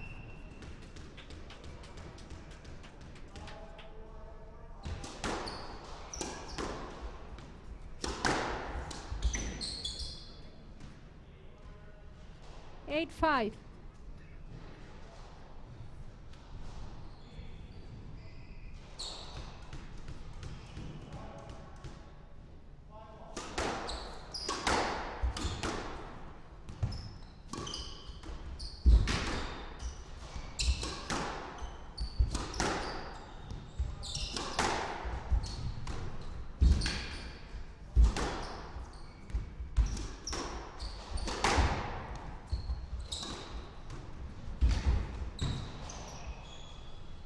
Play led. As we welcome back Josh Kay to the telecast. Josh, are you enjoying this match so far? I am. I certainly 8-5. am. Left.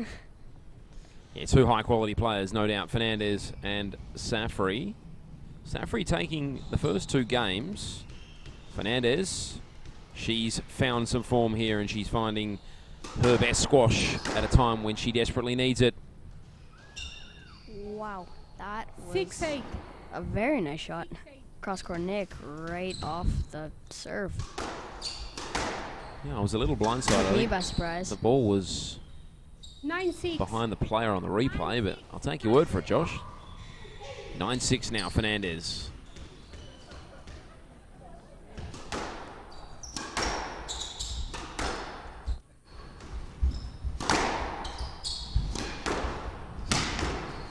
Oh, Fernandez does the job. She got a piece of the wall with a racket, which just took the pace off. And now she leads 10-6 with 4 game balls. Big moment in the match, this, Josh. Yes, it is. It truly is. Coming back from 2-love, winning a game, it's a huge confidence booster. You are not wrong. Fernandez can't quite dig that ball out from the wall. Safri saves 7-10. one. Game ball. Still 3 game balls to save, though.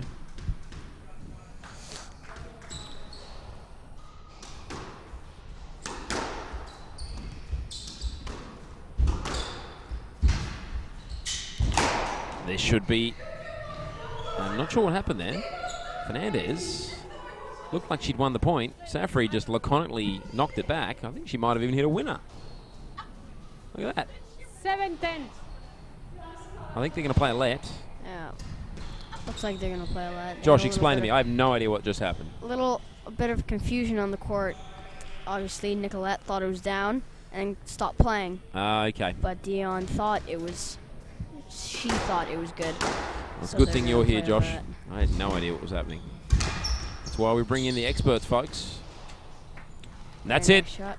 Nicolette Fernandez. What an important game that was for Fernandez as she staves off victory for now and gets it back to 2-1.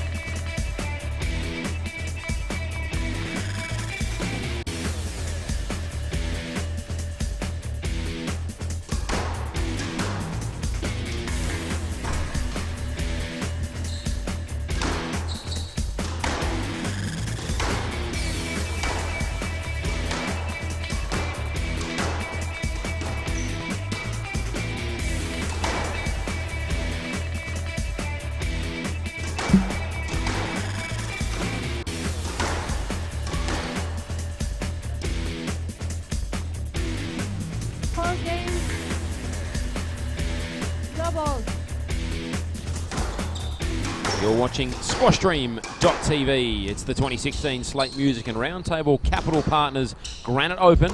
Quarterfinals time. And quarterfinal number 2 sees Nicolette Fernandez and Dion Safri on court. Safri took the first 2 games. Fernandez, she's come back with a bang and she's won game number 3 and got herself at least partially back in the match as we welcome back Josh Kay.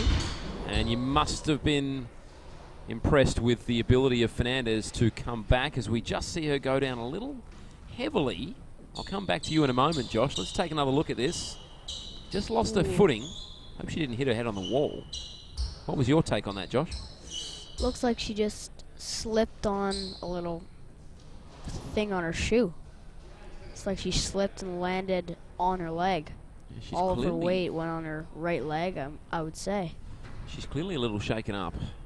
Hopefully she's okay. She's a tough competitor. Tough customer. Yeah, she's good. Just gave a nod to the ref there, and she's good to go. They breed them tough in Guyana, I tell you what. Yeah. Great country, Guyana. Very strong cricketing country. One of the countries that feeds the West Indies, the Caribbean region. Yeah. Didn't realise they were known for squash, though. Oh, I didn't know. Maybe Nicolette is a pioneer. Yeah.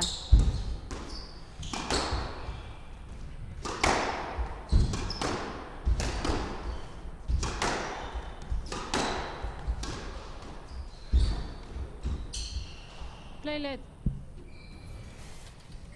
One love. Let the call. I'm not sure if Safri would have even got to that. Do you think that was a little generous?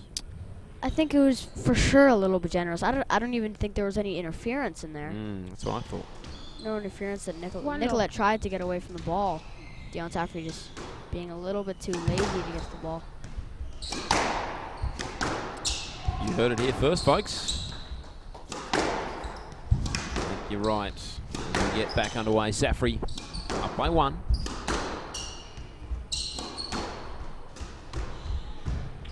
The placement was perfect on that occasion. Fernandez just cleared the red line and levels it up in game number 4.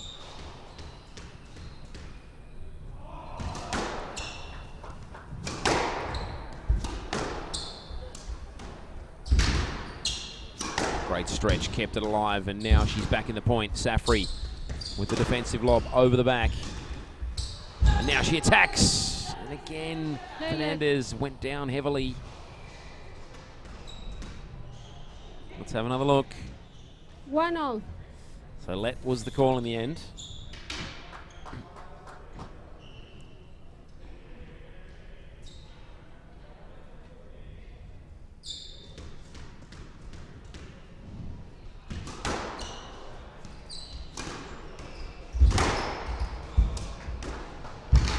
Oh, very nice touch by Safri.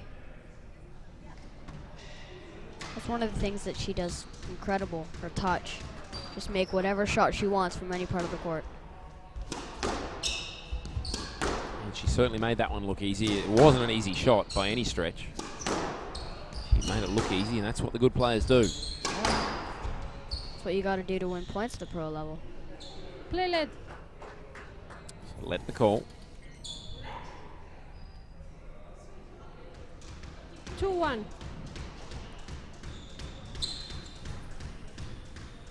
So give the fans at home a little bit of information about yourself, Josh. What's your history and your background in the sport of squash?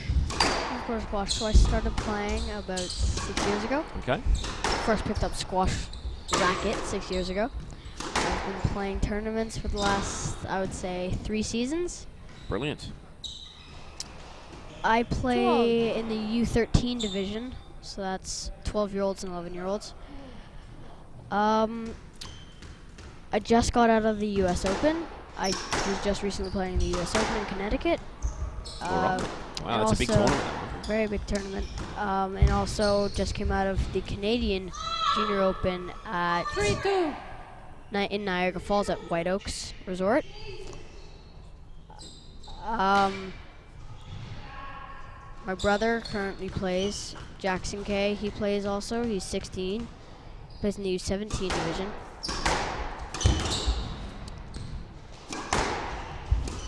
Good stuff. Well, you certainly enjoy your squash by the sounds of it.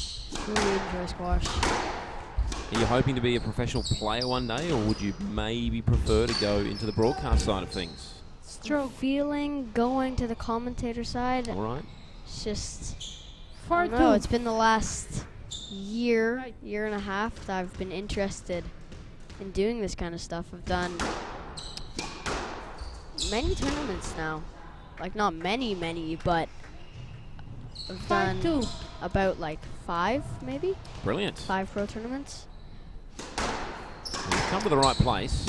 SquashStream.tv leading the way in streaming squash services here in Canada, in North America, in fact. They do a great job, the guys here. Yeah, and of course, in my year and a half being a commentator for SquashStream.tv, it's gotten so good. Just the streaming, it's gotten amazing, almost like the Squash TV PSA level. Well, there you go. That's a roaring endorsement for the Squash Stream guys. I'm sure they'll be really happy to hear that. Well, I tell you what, Josh, if you want to be a world-class squash broadcaster, it's a whole lot easier if you first become a squash professional player, because they tend to like getting former professional players in to commentate. Yeah, because for they sure. bring that quality and that experience having played on the Pro Tour. So don't give up the squash if you make it at pro level in squash. That'll definitely help becoming a commentator. Yeah, for sure. As we see another let. Oh, that's 6-2. Wow. Yeah, this is a really interesting stage of this match. Safri was so dominant in the first 2 games. She let the 3rd game slip with a couple of unforced errors. Now game 4, she finds herself in a little bit of a hole here. Fernandez is for sure taking control.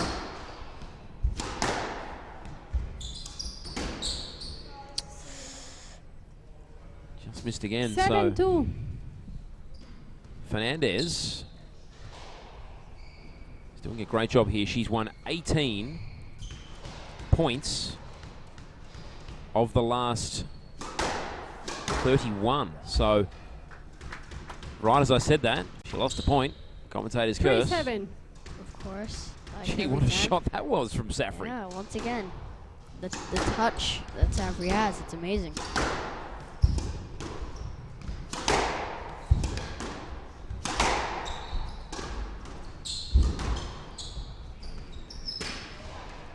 Oh, that ball just stopped. It died. I think it must have landed in the nick 8-3. at the back of the court. This will show us. Oh, just glued to the back wall. Yeah. 8-3.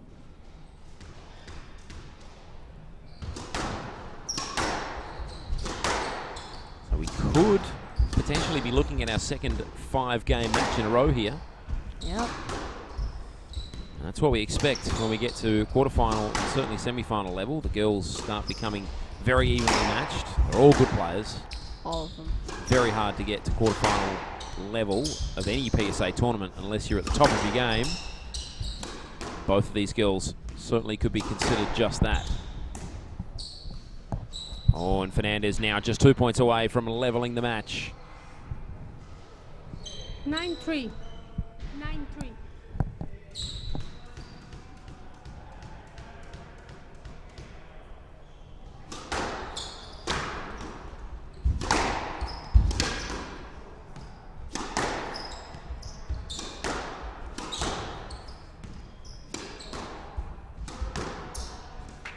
Oh, expertly played Wow. from Fernandez. It was the backhand drop 10-3 volley. game ball. That length by Safri just has to be better next time. Popped out too much, giving the free shot for Fernandez to put away. All right, Fernandez, not unexpected 11-3. given the form that she finds herself in, and she's now all of a sudden back to 2 games all.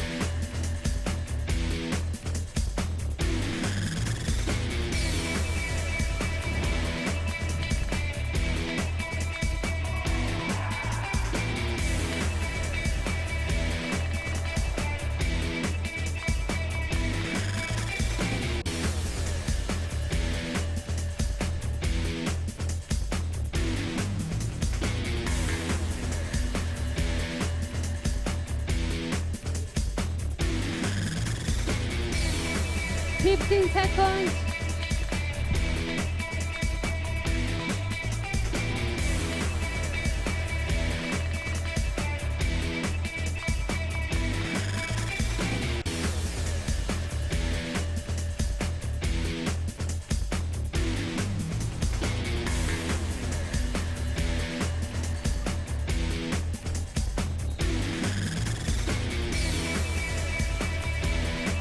Time.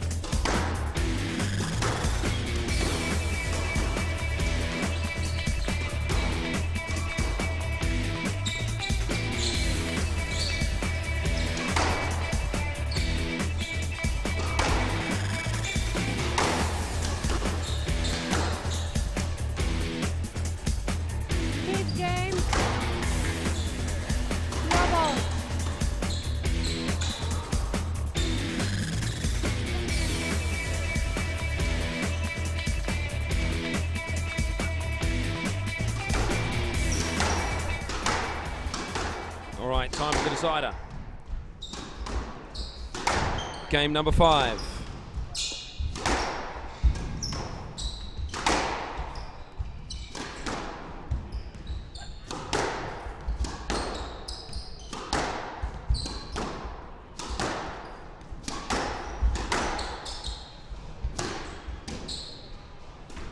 It's Fernandez who draws first blood here. 1-love. She's certainly on a roll. Safri was so brilliant in games 1 and 2. A complete reversal. Games 3 and 4, it was Fernandez. Almost like a mirror image, this match. That should be a let. And a stroke.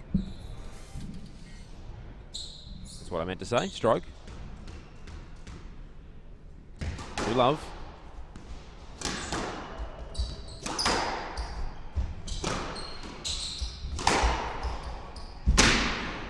Oh, again, Fernandez. Too good.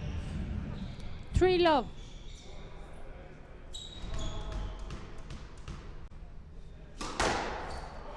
So she's won 25 of the last 35 points, Fernandez.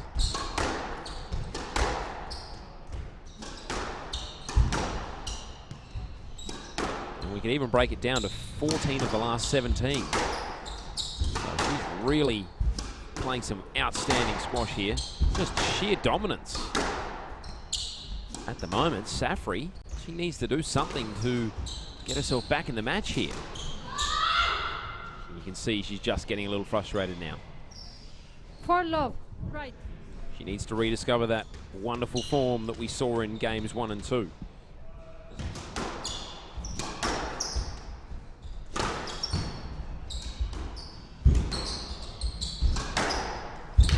That's better from Safri.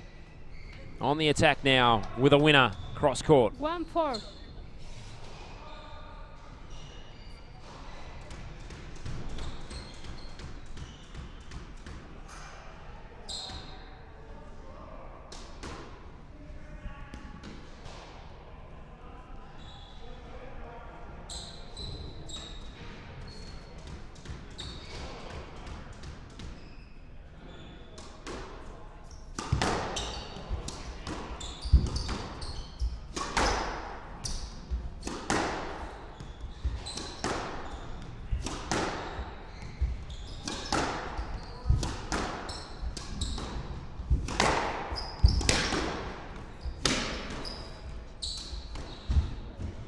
Safri again.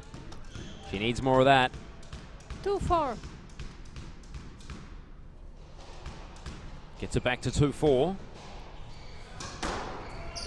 And that's all it takes, folks. A couple of great shots, get the confidence back up, get on the roll. Safri could find herself back in this match. Stroke. Another point goes the way of Safri. 3-4. Stroke on that occasion.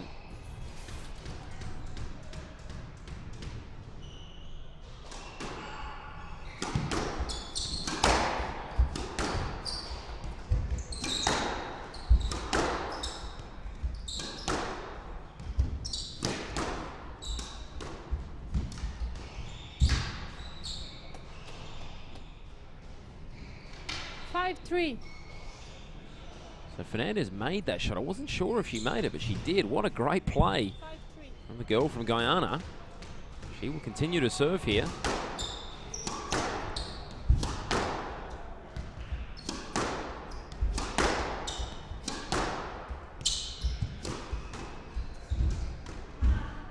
Oh, Safri, a nice piece of touch. 4-5.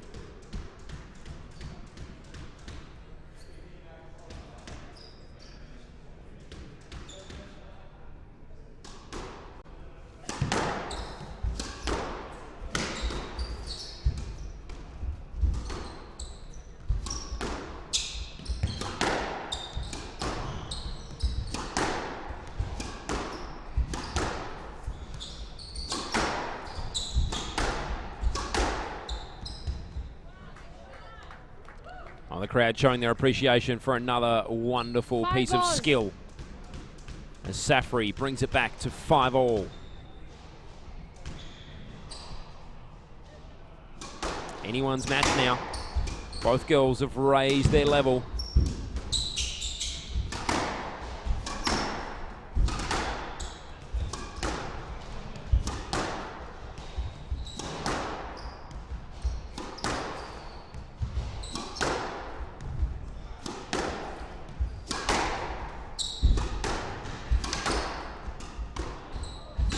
Oh, it was Fernandez that time, threading the needle.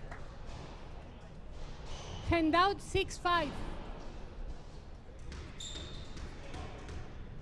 6-5.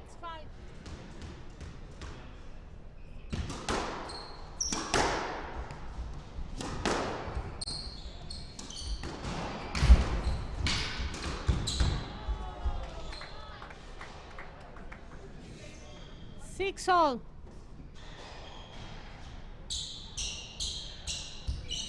Incredible dive from Fernandez. Gee, she's fun to watch, isn't she?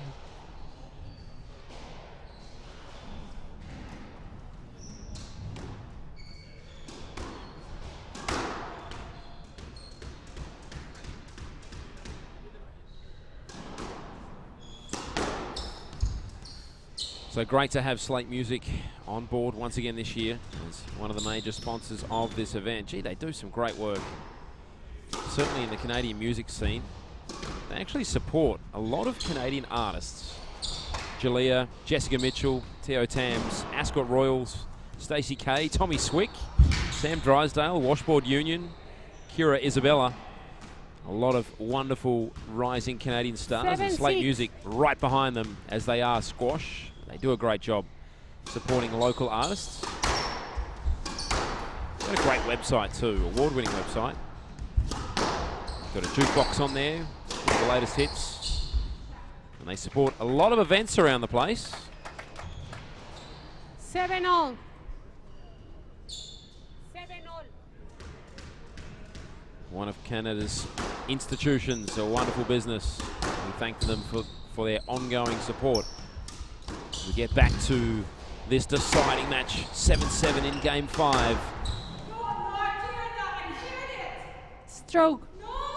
Safri wanted a stroke, and in the end she got it. Fernandez couldn't believe it. 8-7. Let's take another look. Gee whiz. That could have gone either way. 8-7 now, Safri.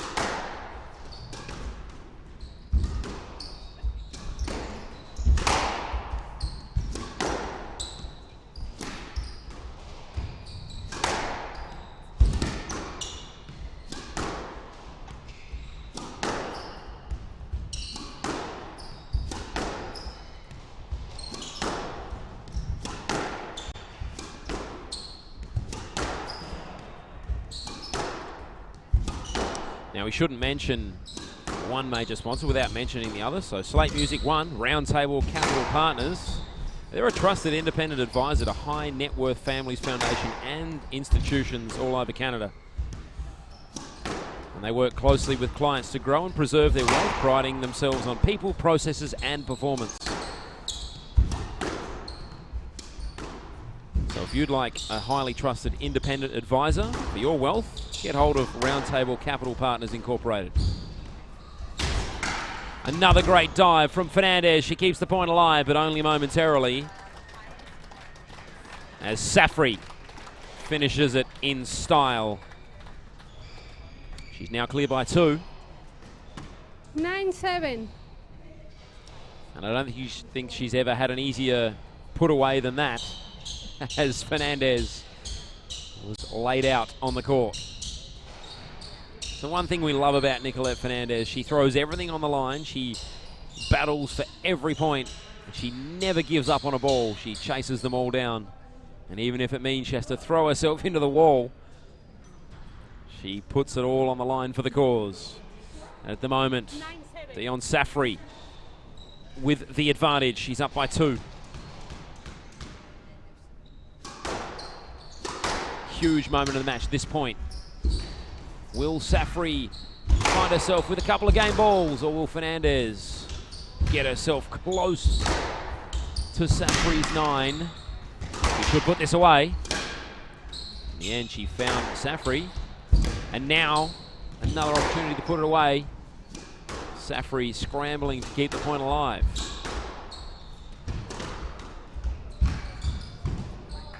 Oh, and wonderful from Fernandez. 8-9. She pulls back a point, 8-9 now. All of a sudden, it's Clutch City. These are the moments that make the champions. Game 5 on the line here, as is the match. And it's Fernandez with a huge point, 9-all. and she levels it at 9-all, 2 games all. Anyone's match from here.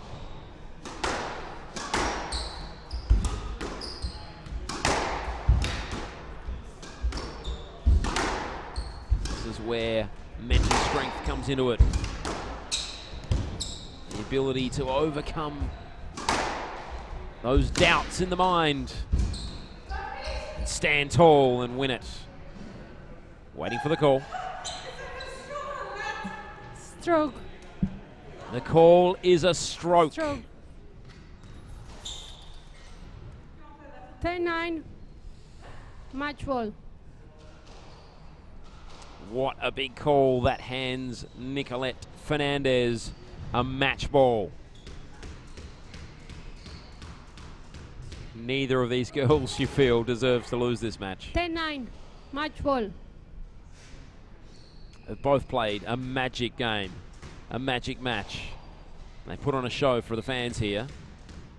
Will Safri save this match ball, or will Fernandez find herself in a semi-final?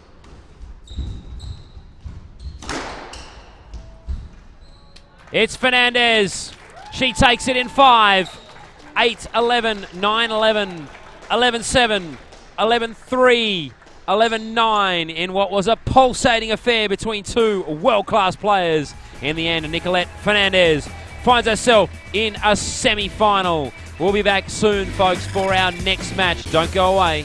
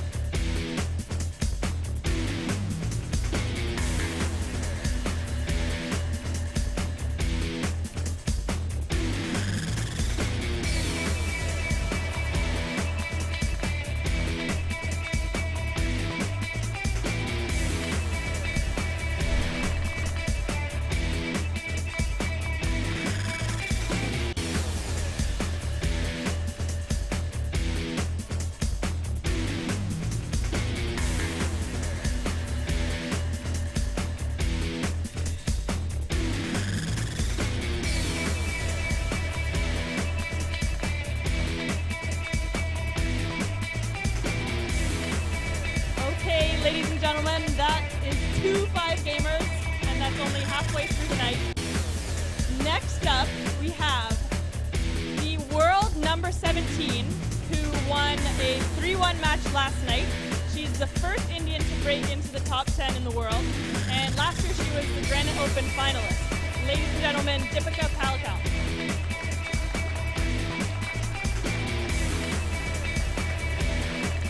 Her opponent tonight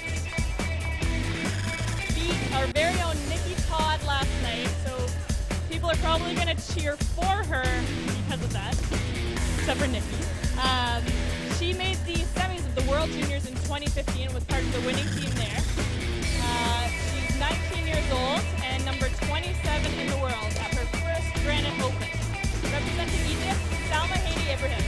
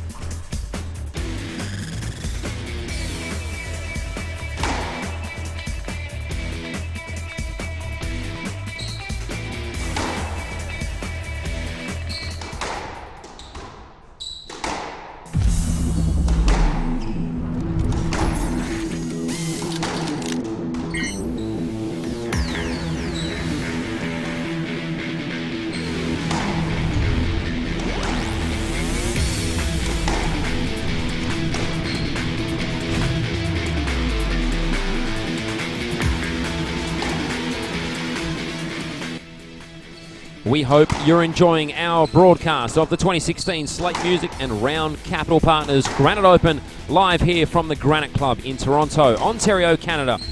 2 games down, 2 absolute classics, both going 5 games, and we've got 2 games to go. It is the quarterfinals, folks. We hope you're enjoying them. We've had 2 special ones so far, and we are getting set for another big quarterfinal, the 3rd of the night. The girls are on court right now. It's Deepika Pillikal versus Salma Hani Ibrahim. 2 very high quality players who have been on the PSA Tour for quite a while. They're about to do battle, the number 5 seed versus the number 2 seed, and they're on show court number 1 right now. So Ibrahim on the left, Deepika on the right. It looks as though Deepika will be wearing the black skirt. Ibrahim wearing the white skirt.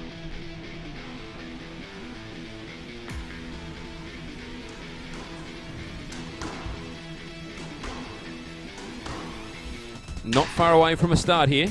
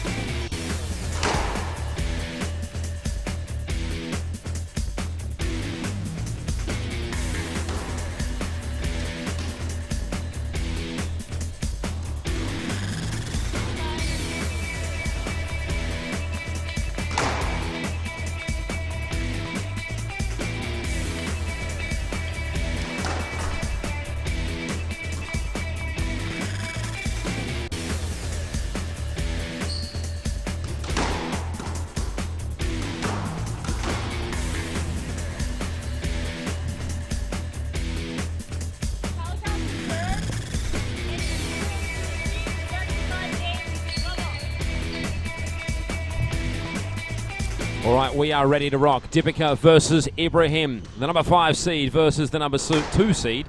And it is a very special welcome to Nicolette Fernandez, who have just come off court. She's feeling sweaty, a little sore from all those dives, but feeling pretty happy to go through to a semi-final, Nicolette. It's kind of a bittersweet. Dion is my very good friend, and I don't know, I'm happy that I won, but I kind of feel, I kind of feel gutted for her because she was playing so well and she was up, and part of me feels like she almost deserved to win that one, and so I'm happy, but it's kind of it's not a 100% happy feeling I have. Well, Nicolette, you can feel pretty happy because you deserved it. You played a wonderful match. You were down 2 games to love. What sort of emotions and mental strength and mental pressure is going through your mind to come back from that and now find yourself in a semi-final? It was just a battle of emotions, really. Dion, as I said before, Dion's my very good friend, and in the first 2, I felt I was a little bit high-strung in the beginning. Trying not to let friendship, affect my play, and I went too much to the extreme, and then in the second, I just felt, I countered that with a low energy game, and I thought only until the third I kind of got a balance of my emotions and started playing squash that I'm proud of almost. And yeah, just kind of had to just stick to what I'm good at and not think too much. Must be hard playing against a friend that you've known for so many years, and obviously you wanted to do well. You were hoping that she'd go through in this tournament, and in the end, you're the one who puts an end to her tournament. Yeah. How does that feel? It's hard, but it's also a really good challenge for you. You know, you work so much in the mental side of the game, and it's like it's a little test, you know. And yeah, I thought in the last three I did a good job, and I played good squash, and it was really tight coming down to the end. And honestly, anyone could have won that match. So yeah, it was a challenge, but it's a good challenge. Yeah, you're not wrong, Nicolette. I tell you what, 2 games all, 9 points all in game number 5. Could have gone either way. What's going through your mind at that stage of the game? In that game, I was just keep it straight. Really, I was getting my rewards when I kept it straight and not open the court too much, because she's too skillful of a player to give her any kind of space really and angle. So I was just trying to keep it straight and good length. I thought I did a good job in patches and coming on to the end, and I won today, but I'm sure we'll have other days where she'll win, because we know each other's game so well. Yeah, she had a wonderful tournament, Dion, and she came through the qualification round, and she was so dominant in that qualification round over Tucker. She went through in straight games. And last night she was impressive over a former world number 1, former world champion from Australia. You must be pretty proud of the way she's progressing as a player. Yeah, this is probably one of her best tournaments so far. It's just her level is really consistently high. Even today, she had me running all over the place today, and yeah, I'm just really happy. Hopefully she'll make it back for Welsh Nationals and play well there. But yeah, she's had a great tournament, and this is just I think all the players are playing well this week, because Jess and the organising team do such a great job to make us feel comfortable here, which is hard to do when the place is freezing outside, especially from me, who I'm like a tropical woman. So no, it's been great. Everyone's made us feel comfortable, and I think the level shows that all the players are pretty comfortable and happy. So, well, Guyana's a little bit warmer than this. Yeah, definitely. I don't know about London though. It's a bit chilly. Well, I'm actually based in Birmingham, not London. Okay. And yeah, it's cold there, but I go to Winnipeg next week, so everything's relative, right? That's even colder than here, I'm told. Yeah. That will be chilly. I'm from Australia. It's a much hotter country than this, so I know exactly what you're going through. Yeah. I should mention though, you were born in Toronto. Yeah, it was. My grandmother lived here, and yeah, it's a random story really. I have five other siblings, and they all was born in Guyana, and my mom just happened to come up and see my grandmother, and I was born here. So wow. Yeah, it's just random story, but yeah. Does that mean you could play for Canada? Do you have a Canadian passport? Yes, I have dual citizenship, so maybe, who knows. There you go. Yeah. So you could play for Guyana, you could play for Canada. Could you play for England as well? Do you have No. a citizenship? No. I don't think the English will have me. Oh. I don't know. Hey, the way you played today, I'm sure any country would be happy to have you, Nicolette. So you must be pretty pleased. Semi-final tomorrow night. Not sure yet who you'll be playing. Do you think you can get through maybe to a final? Well, I have to know who I play first, Yeah, and just focus on that. You just have to focus on what's in front of you and not think too much ahead. And as we're watching Deepika and Salma play, yeah, I've played both of them before, and I like my chances with both. So yeah, looking forward to it really. So just taking a look at the schedule here. So yeah, you would have to play the winner of this match. So this is probably going to be a good game to watch for you. Yeah. I'm sure you'll be keeping a close eye on it. Would you possibly be looking for a few weaknesses, maybe some things you could exploit? I've seen these two players play a lot, and I got respect for both of them really. So no, I just kind of I know what I'm looking for in both of them. So You know, the thing about squash is that we see all these players, you know, when we have a few weeks of constant tournaments, so it's week in and week out we see these players, so we're quite familiar with each other's games, and yeah, you have to do something very drastic to surprise your opponent, because you just kind of know each other's style. So. I find that fascinating that you girls play so many matches against one another over and over, and it must be so hard to find weaknesses when you're always playing against one another, always trying to figure each other out. Yeah. Do you ever talk to the girls in the locker room, or when you're warming up together, about each other's games, and maybe find out some little secrets that you maybe shouldn't have known? Are you asking me if I trash talk? Yeah, that's exactly what I'm asking. Maybe just subtly. I'll keep that quiet. All right, fair enough. That's probably smart. 10-7 game ball. So Deepika, at the moment, she's up against it. Ibrahim, number 5 seed, has 3 game balls here. Deepika, we know, is a world-class player, and showing on that occasion why that is the case. The boast off the right wall. 2 more balls left to save to potentially stay in game number 1. How important is it to win the first game? It's always like, you know, in anything you always want a good start, you know, but it's not the end all. If you lose, you just kind of regroup and go from there, you know. It's a great thing because it's best of 5. So like I showed today, you know, even the first or the second is not pivotal, but as long as you win the 5th, you know, the last game, whatever that might be, that's the most important game almost. Yeah, you're spot on, and you know what, you showed me up today, because after you went down 2 games to love, I said it was going to be a long way back. Me out? I did. I said, oh my goodness, I shouldn't even be speaking to you right now. Yeah, I know. I shouldn't have even mentioned that. You should have waited till you saw the replay. But I did mention it. Well, I'm not going to be watching the replay now. I'm not. I don't want to hear you conk me out.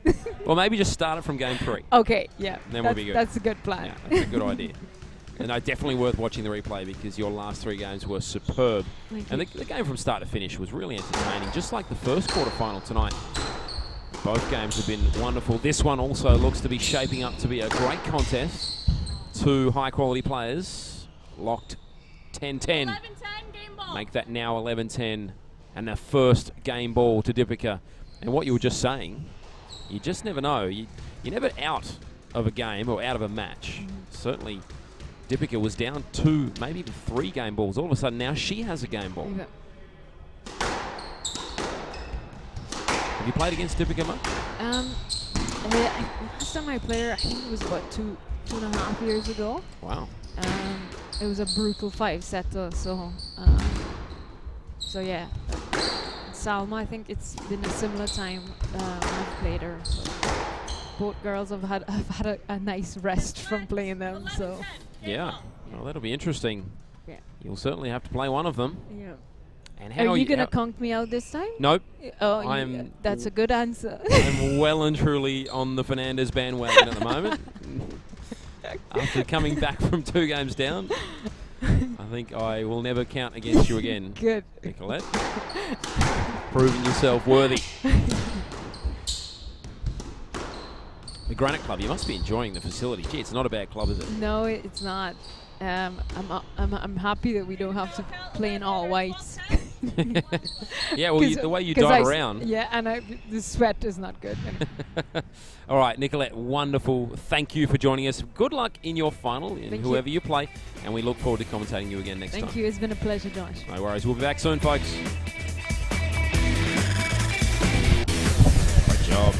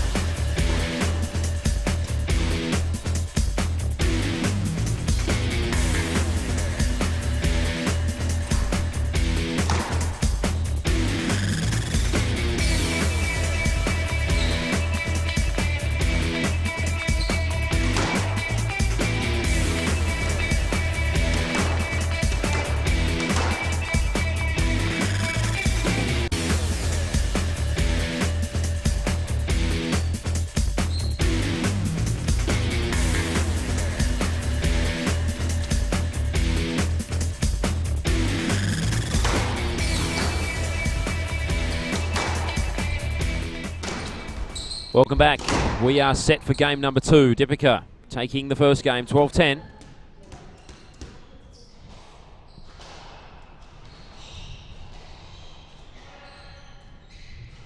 And taking the first point of game 2. She was down a couple of game balls in game number 1 there. In the end, it didn't matter. Howard over the top of Ibrahim. Now finds herself with a 1-love lead.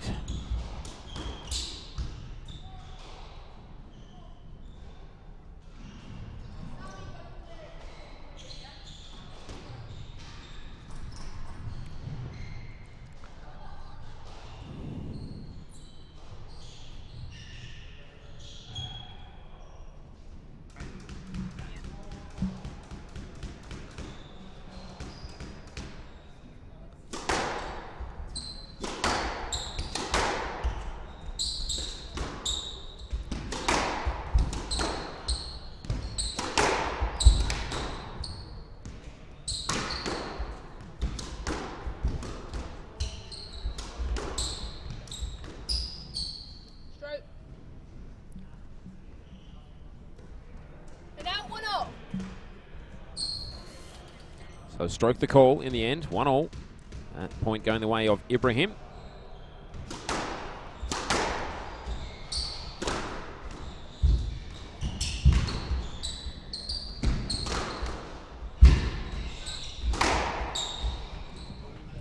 Deepika, quality stuff. Now 2-1. The Indian at her best there, down the right wall.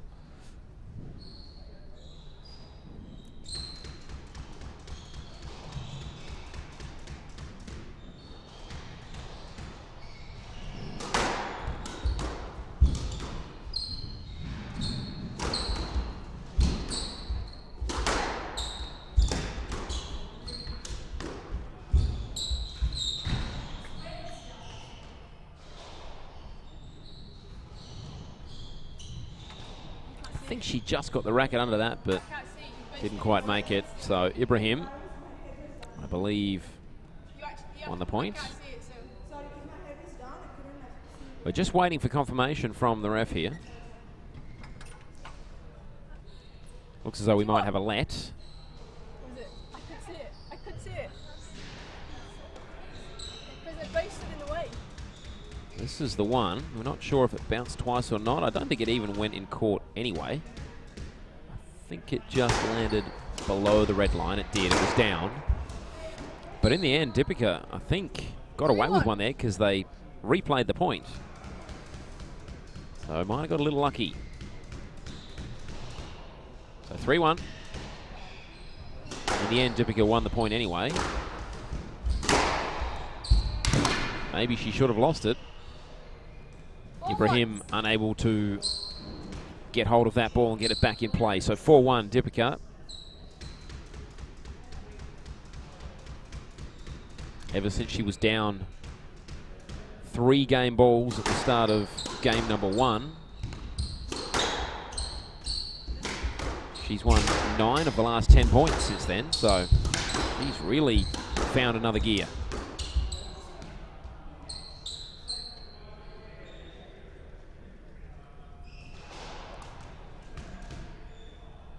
Bit of a shoulder to the face. It was a let. No harm done.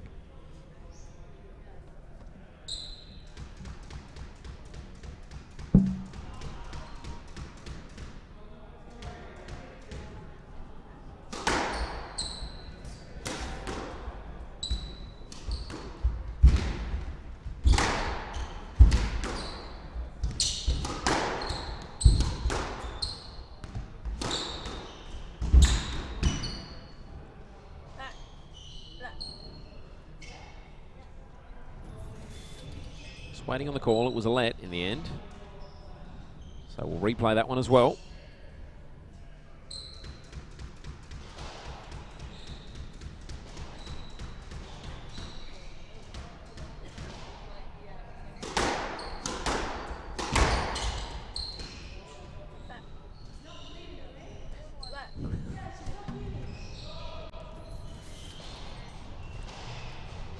Another let. I think that's 3 in a row. This game moving a little slower than the previous one.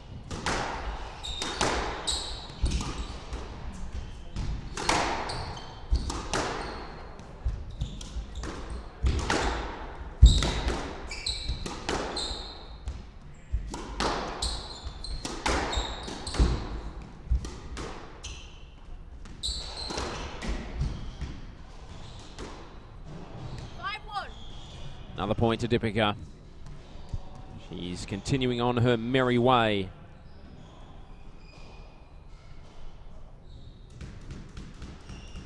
Now 11 of the past 12 points going her way.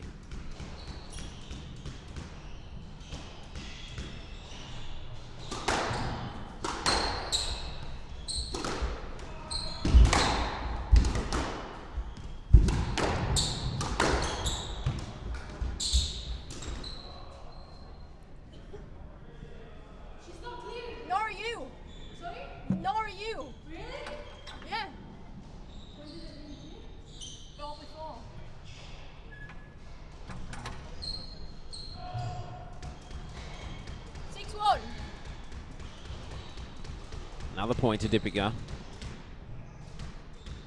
So 6-1 here in game number 2. Dipika, more bounces than a basketballer. Eventually serves it. She doesn't mind bouncing the ball, does she? Oh, that's unfortunate.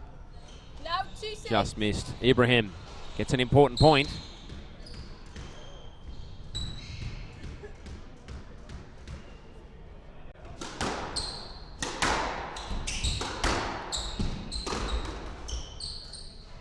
Dipika comes straight back with some quality. It was the low post off the right wall. And a winner gets her within 4 points of a 2-game-to-love lead.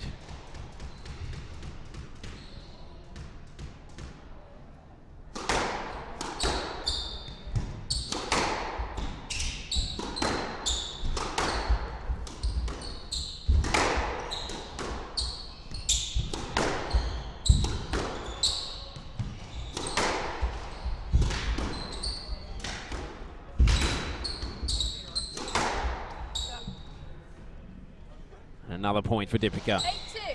She's been super impressive in this game. After a slow start for the Indian, she's been real good. As we say, thanks for joining us on squashstream.tv for the 2016 Slate Music and Roundtable Capital Partners Granite Open. We hope you're enjoying the stream from the comfort of your lounge room, your bedroom, or wherever it is your computer is set up. We hope you're enjoying this streaming. We're enjoying having you. Also enjoying some great quality squash. Right on cue, Dipika, another high quality shot, cross court. And she is cruising at the moment.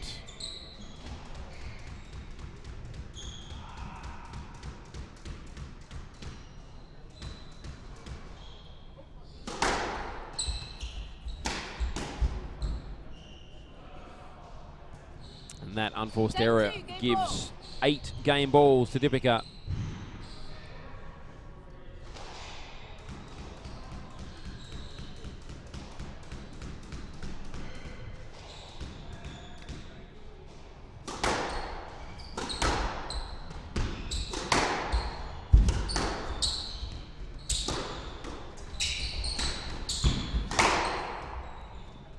The number 2 seed putting her stamp on the competition, cruising through to a 2-game-to-love lead. We'll be back soon for game number 3 right here on squashstream.tv.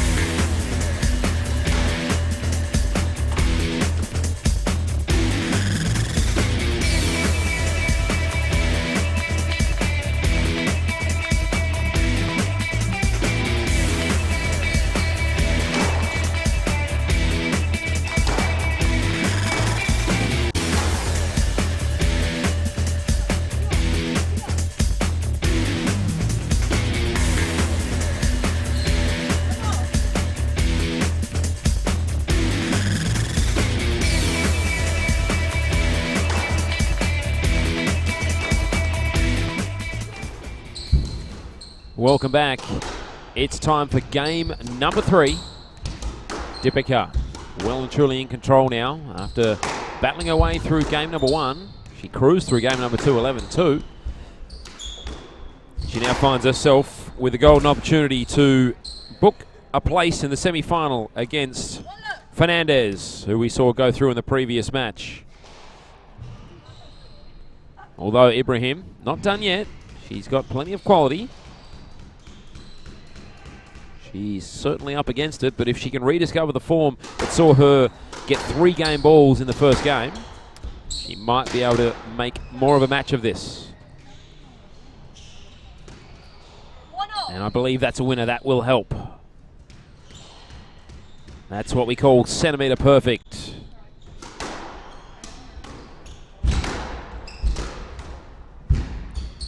Deepika is ruthless with her stroke play. In the end, gives away a point there, but she's really hitting the mark with power and precision.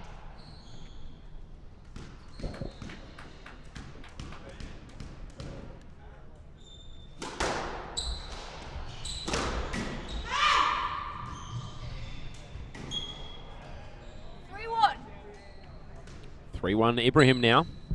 3-1. Big opportunity here for the Egyptian.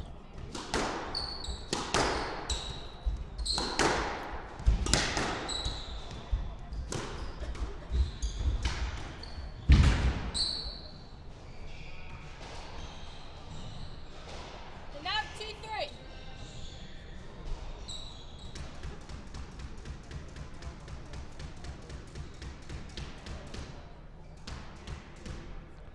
Deepika serving from the right.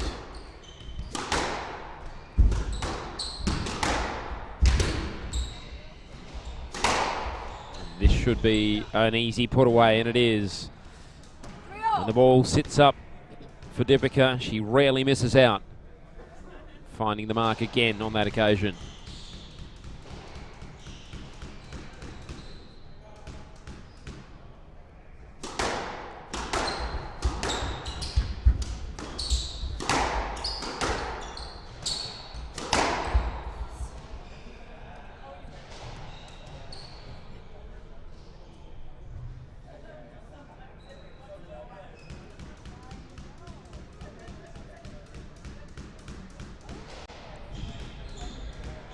So Deepika serving from the left.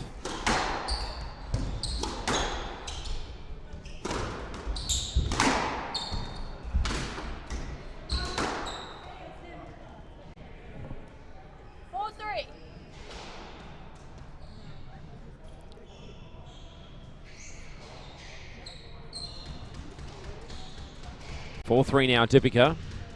Her first lead of game number 3.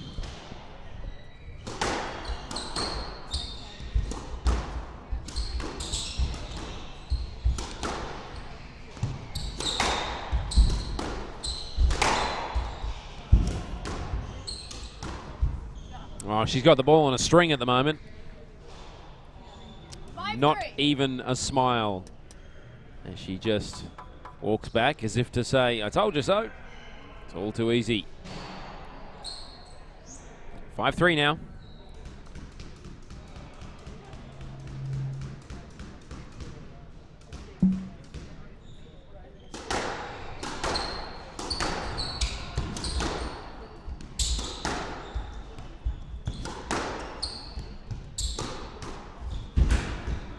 Deepika, what a shot, the low post off the left wall. We need to see that again. Wow. That's world class, folks. That's why she's the number 2 seed.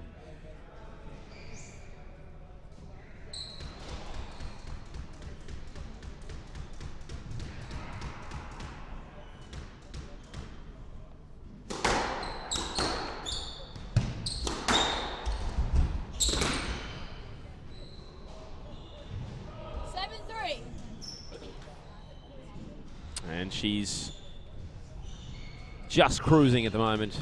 7-3. 4 points away from game, set, match. Well, we can take set out. Just say game, match.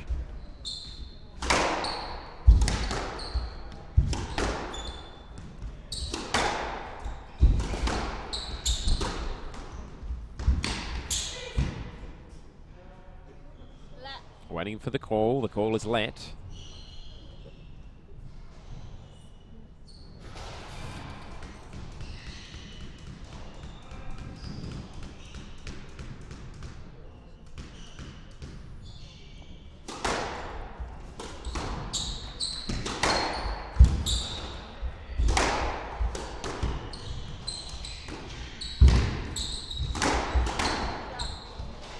Ibrahim, that's better. The Egyptian with some quick reflexes finds herself on the end of a winning point. Still down by 3 though, serving from the right. Dipika's high backhand volley is in brutal form tonight. She puts that one away for another winner.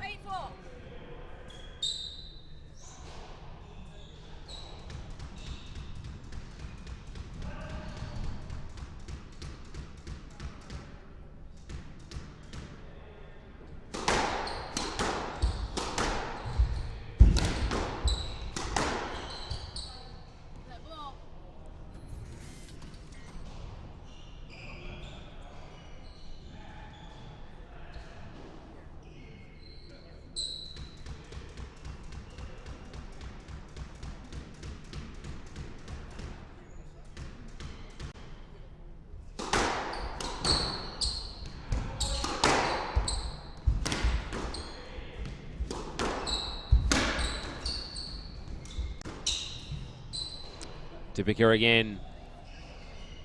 It's all too easy for the number 2 seed. She's just 2 points away now.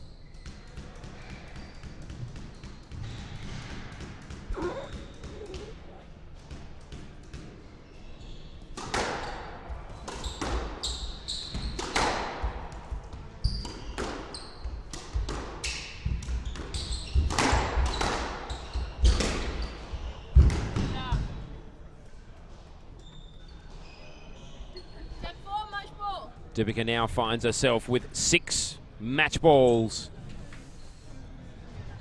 And ever since 7-10 in game 1, it's been all the Indian. She's only allowed 6 points since then. That's what we call a clinical display from a world-class player. So, final rights. It's all over. Dipika finds herself through to a semi-final, and she will go through with fresh legs. She was only out on court for about 40 minutes, and she will play Fernandez in the next round, and what a great semi-final that should be. Folks, we'll be back. We've got one more match to come tonight, one more semi-final. We will see you soon on squashstream.tv.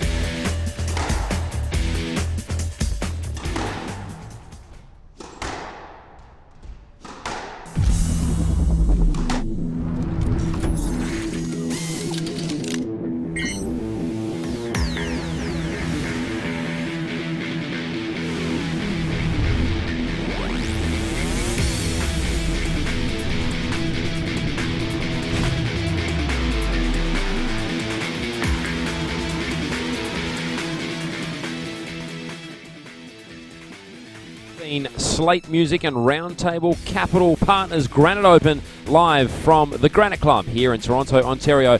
Hopefully you're enjoying this broadcast on squashstream.tv, and we're very much enjoying having the world's best female players here in Toronto, and it is part of the quarter finals.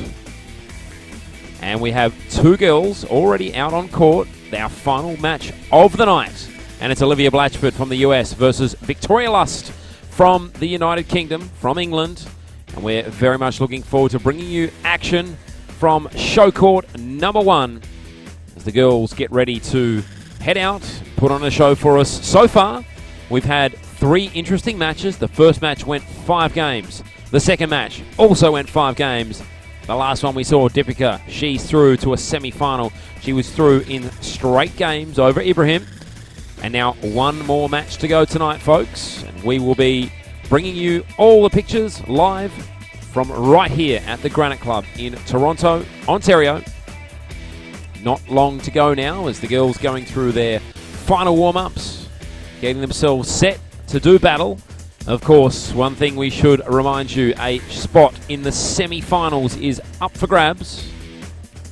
Semi-final positions are so hard to come by in PSA World Tour competitions. This is, of course, a Professional Squash Association event. We have a number of those throughout the year in Canada. And the girls now on court, ready to go for what should be a great game between Blatchford and Lust.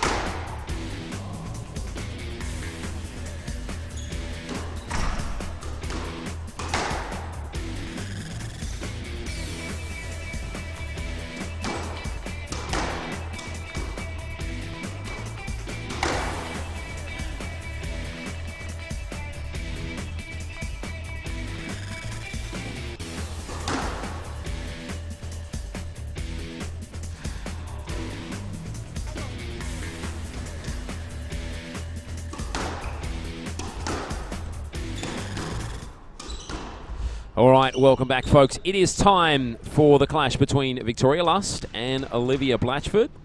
And as we get underway in this match between the number 8 seed Blatchford and the number 4 seed Lust, it is a very warm welcome to Deepika, who has just come off court, having won her way through to another semi-final. Congratulations, Deepika. How are you feeling? It definitely feels great. I mean, I think a year back or a year and a half back, Salma beat me 3-love. So I knew that was going to be a really tough match, and I wanted to get back to revenge. So I'm really glad. I think I played much better than yesterday. So I'm happy. I mean, got Nicolette tomorrow, so looking forward to that. With all due respect to Salma, a wonderful player, it didn't look too difficult. You looked as though you cruised through certainly from game 2 onwards. You were almost didn't get out of cruise control. You were in wonderful form. You must be feeling pretty good with the way you're playing at the moment. No, I think that first game was really, really crucial. When I was 10-7 down, I just kept telling myself that 1 point at a time, even though you were down, just keep pushing her, and eventually you will get to 10-0. So I think the first game made a big difference for me, and I'm glad that I got off to a good start in the second and third, and I guess that helped. So you find yourself now in a semi-final. You'll be playing Fernandez, who had a pretty tough 5-gamer. She came through late in game 5. Yeah. And a wonderful game that was. I know you were sitting by watching on before you went out on the court. What were your thoughts on that match?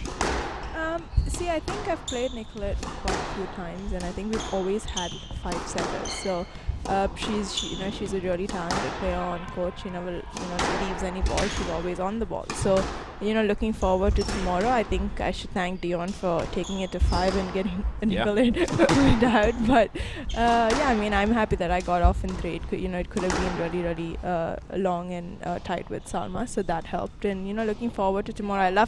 I love coming back to Toronto and playing the Granite Open. Last year I was here with my cousin who came from San Diego, and it was really, really huge support for me. And this year I've come alone, so I just wanted to do well and enjoy myself. Well, you certainly look as though you were enjoying yourself today, playing wonderful squash through to a semi-final. 2-2 is the current score versus Blatchford and Lust. Interesting to see both these girls out on court, both pretty highly regarded on the PSA Tour. What are your thoughts? Who do you think is going to come through this match? I know it's early stages. Yeah, I think it's a tough call. I think the first game is really important for either one of them, and looking forward to a good match. I mean, we've had good matches today. We've had 2 5-setters, and Lassie and Olivia are great players, and it's definitely going to be a tight match, and looking forward to watching it. Now, one thing I've been really looking forward to asking you, squash, how big is it back in India? It's not big as definitely cricket and tennis or any other sport, but it's definitely growing back home. I think the Commonwealth did us well last 2 years back when we won gold at the Commonwealth Games, and then we had the Asian Games where we won gold and silver. So I think people have definitely started to take squash seriously now. They're trying to follow it whenever they can, and I think the government is coming in and supporting us because we're winning medals for the country. So it's definitely growing, and hopefully as I keep saying that I hope that eventually we get into the Olympics, and it definitely will. The game will rise in the whole wide world, not even in my country, but the world. Yeah, that would be wonderful for the sport of squash. Why not? I mean, some of the sports they have in the Olympics. I mean, seriously. Greco-Roman wrestling? Are you kidding me? How is squash not in the Olympics when Greco-Roman wrestling is? Come on, folks. Yeah. Anyway, that's another argument for another time. I have a background in cricket. I'm a cricket commentator that's been converted into a squash commentator. So I know only too well how unbelievably big cricket is in India, and I know that's number one. What's it like back in India? I mean, it must be incredible. Every time India plays in the cricket, it's just like a religion, isn't it? Oh, it definitely is. And I mean, cricket is everything back home. And I think cricket is a great sport, and they're doing really, really well for the country. And I'm married to a cricketer, so I know how it is. There you go. But I think to raise our game to what cricket is, it will definitely take a few years, but it's a religion back home, as you said. Well, I'll tell you what, if squash got within 100th of the level of the popularity of cricket, you'd all be millionaires. Definitely. It's huge, particularly with the IPL, the Indian Premier League. Oh wow, you know your cricket homework. That's I'm Australian. Good. Yeah. I'm Australian, so we know our cricket. Yeah. For those cricket fans at home, we won't talk about the current series between Australia and India, which is currently going the way of Australia. Oh well. That's another conversation. To be honest, I don't really follow cricket, or I only follow it when my husband plays. So I actually have no clue what's happening back home to cricket. Yeah. Because of that, we'll let you off. We better get back to talking about squash. Semi-final tomorrow. Yes. What are your thoughts? Are you feeling confident? Yeah, I think I'm happy actually to get off in 3, which is really important. Looking forward to tomorrow. I mean, as I said, I love coming back here. I enjoy playing here, and I think that's the most important thing is, when I enjoy my squash and when I have fun on court, I think it converts to me playing well. So looking forward to Nicolette tomorrow. We've had some tough battles, and hopefully I can get one up on her again. Absolutely, and we've had great support here at the Granite Club. A good crowd turning up the last couple of days, and lots of people watching online at squashstream.tv. Have you had a chance to look back at some of your matches on the stream on the YouTube? I do actually. I mean, when we play on the PSA circuit, like the big tournaments, it's hard to get to watch your matches because your first rounds or maybe your second rounds are always on the side courts, not on the glass courts, and they're not televised. So it's nice to go back home and just watch your match and see what's gone wrong, watch your opponent's match to see how she's doing and what you have to do, and it's really, really helping. Hopefully we can have you guys at many more tournaments. There you go. So you heard it at home first, folks. Squashstream.tv is revolutionising the world of squash broadcasting. You said it, not me.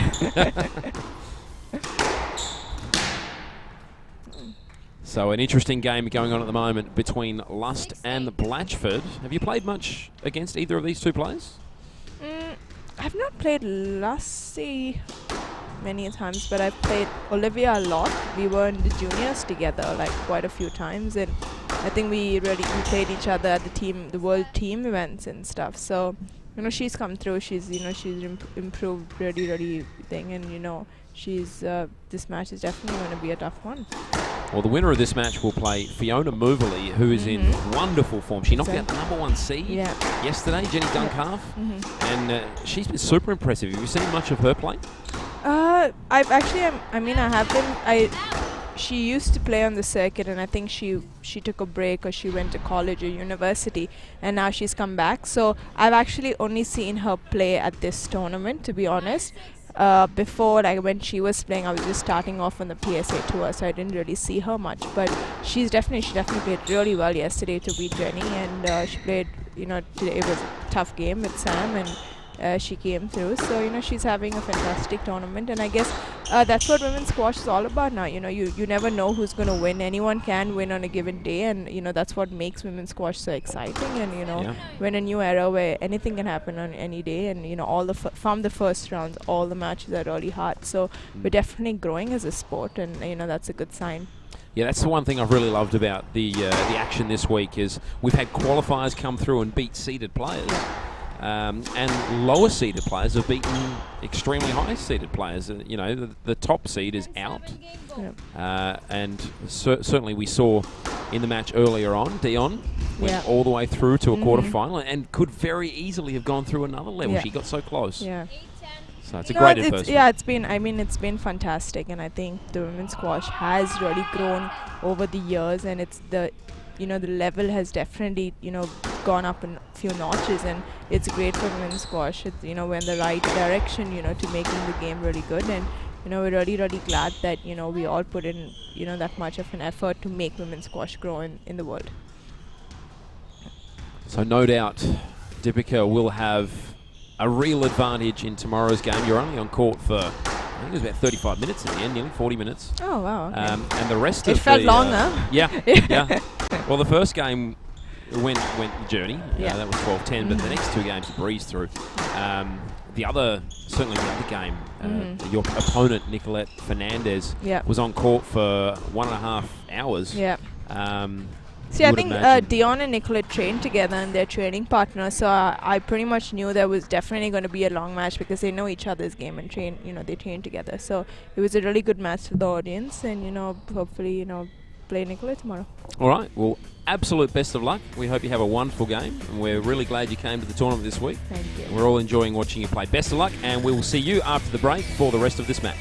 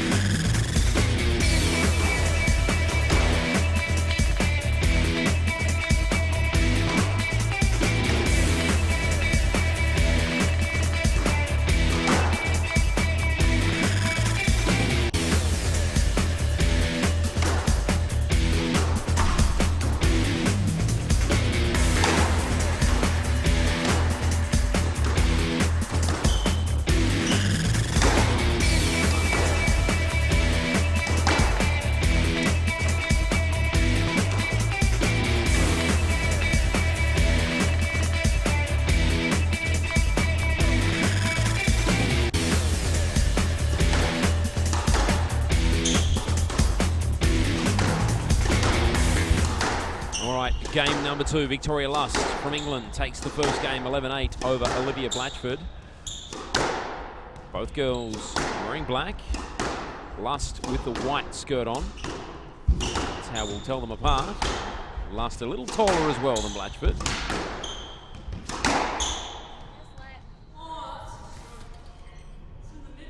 Let the call. Lust wasn't too pleased, but has to accept it. We move on. 0-0. Love, 0-0. Whichever way you want to say it. No points yet in game 2.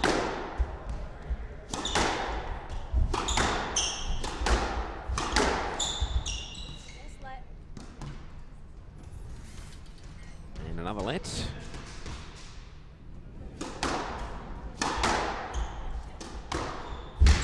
Oh, brilliant from Lust.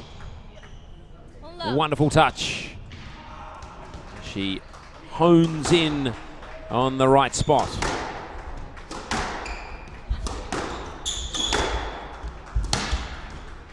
Good get from Blatchford. She had to really reach for it, but Lust in the end sensed that she was out of court, out of position, and out of the point. And it goes the way of Lust now, 2-love. She's looking in ominous form here, the number 4 seed, taking the first game, leading the way here in the second.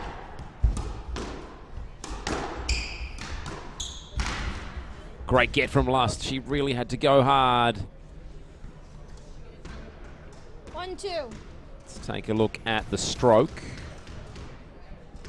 So Blatchford earns a point.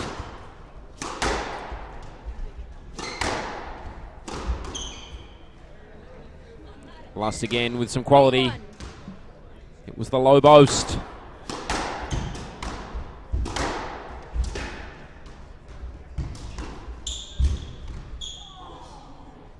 Oh, wow, I'm not sure if she made it.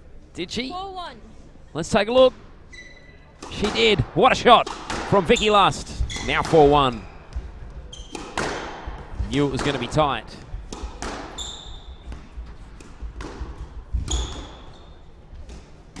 Oh, Blatchford comes back with a bit of quality of her own. 2-4. Wonderful piece of play.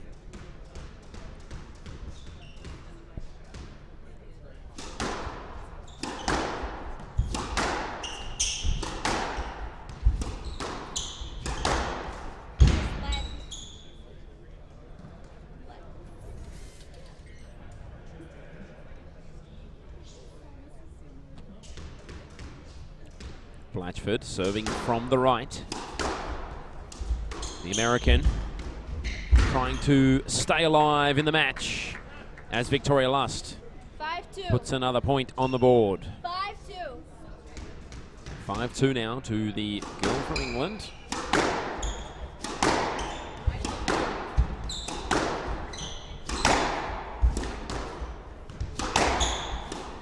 So Olivia Blatchford, she's ranked number 37. She's 22 years of age, from New York, resides in Brooklyn. She's a right-hander, joined the PSA in 2006, so nearly a decade of experience as a pro. Her highest world ranking was 32. That was back in October of 2011. She's 5 off that at the moment at 37. 3-5. She gets it back to 3-5 now. She won the Paderborn Open in Germany in April of last year, so her only tour victory of 2015. 6-3. As for Victoria Lust, she's ranked 21, so not far away from the top 20 in the world at the moment. Her highest ranking is her current ranking, 21. She's 26 years of age from Luton. She resides in British Columbia in Canada. So even though she does represent England, she very much lives right here in Canada. So a few people supporting her. It's about as close to a Canadian player as we'll get now. Nikki Todd, of course, knocked out yesterday. She came so close. The local favourite, the Granite Club member. She played a wonderful match, but in the end just got overrun in game number 5. So the final Canadian out of the draw, as now Lust goes on the attack. 8-3. And she's really taken control of this match now. 8-3 in game 2.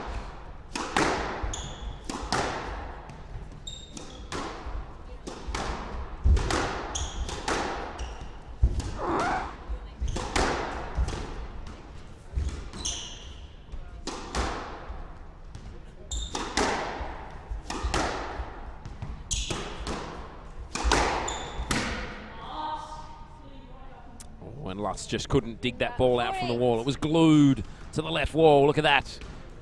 Nice tight rails from Blatchford. She needs a little bit more of that.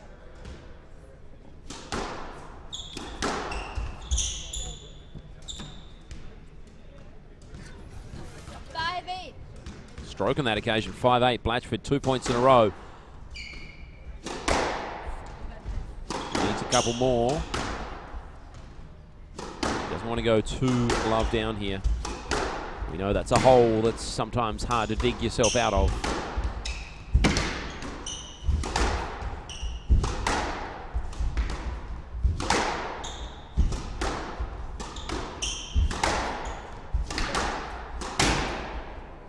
Lust went for the kill. 6-8.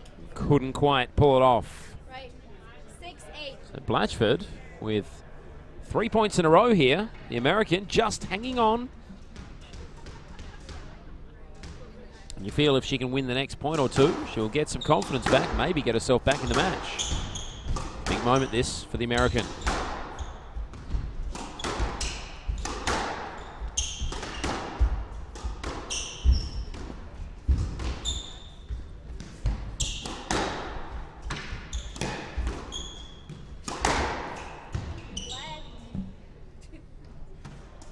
Blatchford there making sure the referee saw the let. 6-8.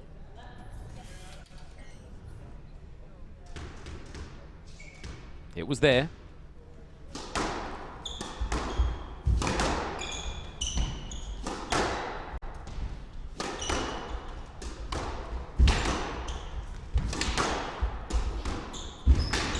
Oh, that's Blatchford at her best. Another point. That's 4 in a row. And she pulls it back 7-8. within 1.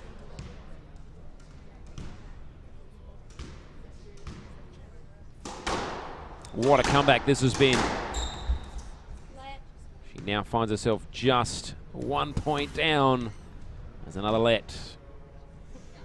Happens.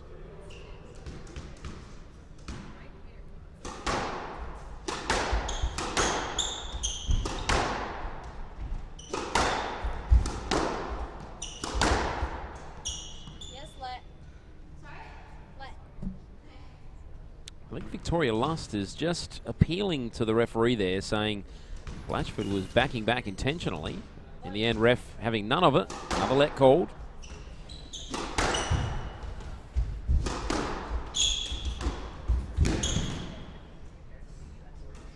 And an important point for Lust. 9-7. Stops 9-7. the roll of points for Blatchford. 9-7 now. Lust, if she can win this point, she'll have 3 game balls for a chance at a 2-love lead. Stroke the call. 8-9.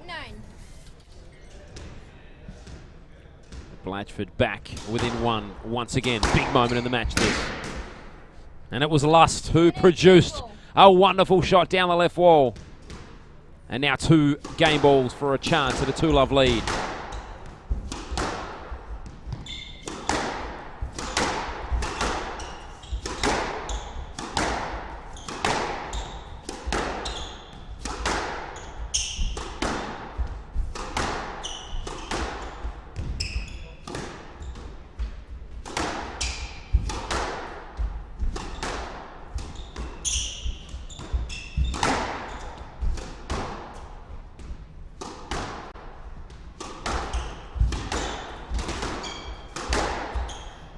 Let.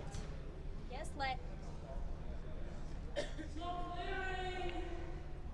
So wanting a stroke there. Lust, she just gets a let. Still 2 game balls here.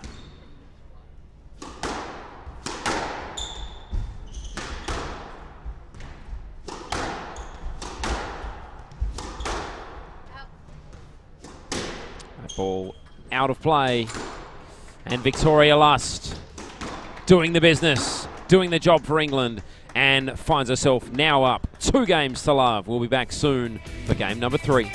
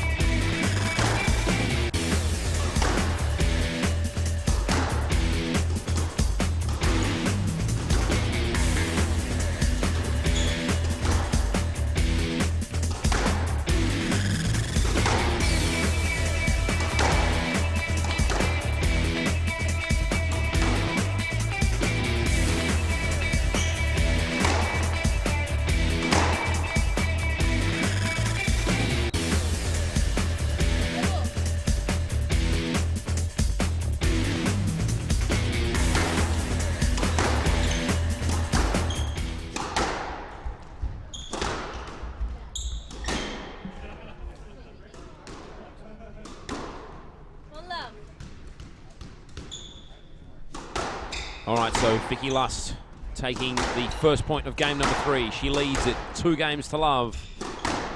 Olivia Blatchford needs to respond here. Never out of it, as we saw earlier today. Nicolette Fernandez, she was down 2 games to love. She ended up coming through in 5 and finds herself in a semi-final. So it's not over yet for Olivia, but of course she needs to get going, find her best form right now. No time like the present as the game is slowly slipping away. Vicky Lust playing some wonderful squash now.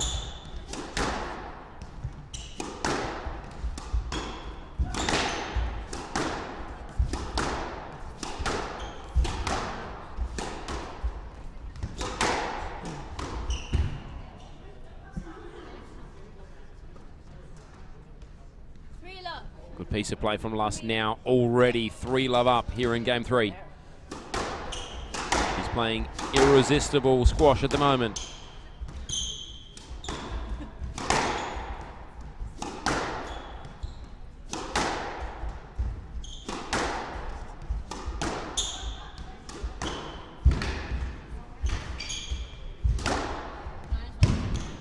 Oh, well done from Blatchford.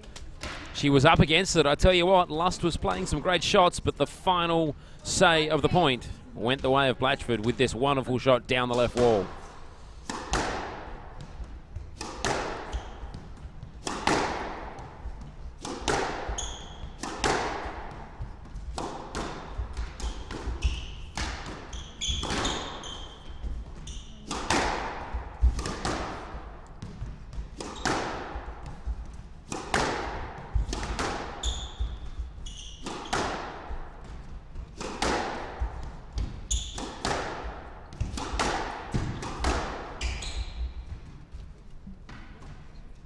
4-1.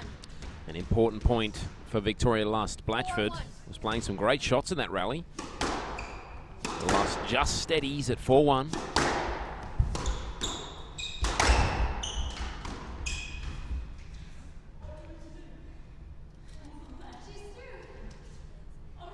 Just waiting on a call. And it's a play-let.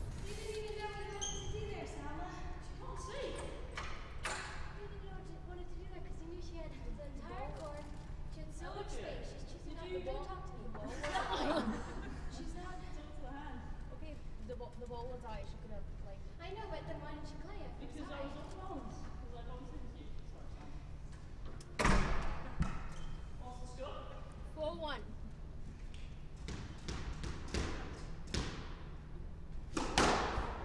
All right, back underway. 4-1.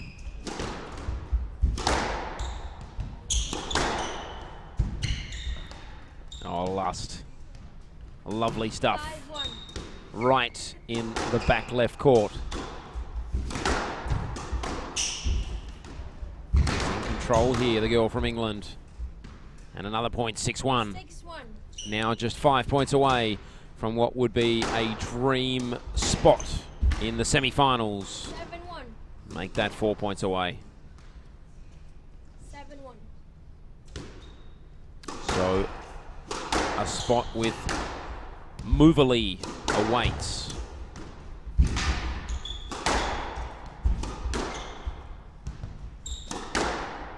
Fiona's been super impressive. Probably the player of the tournament, if we're honest. Knocked out the #1 seed. Again impressive today in 5. She awaits in the semi-final as Lust now edges ever closer to that semi-final berth.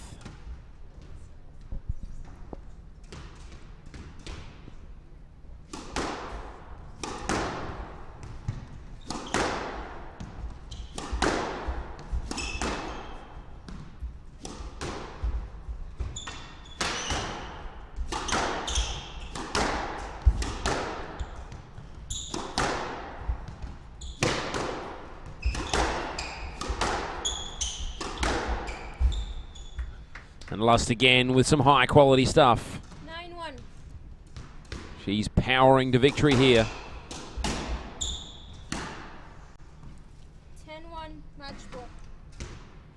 So 9 match balls here from the girl from England.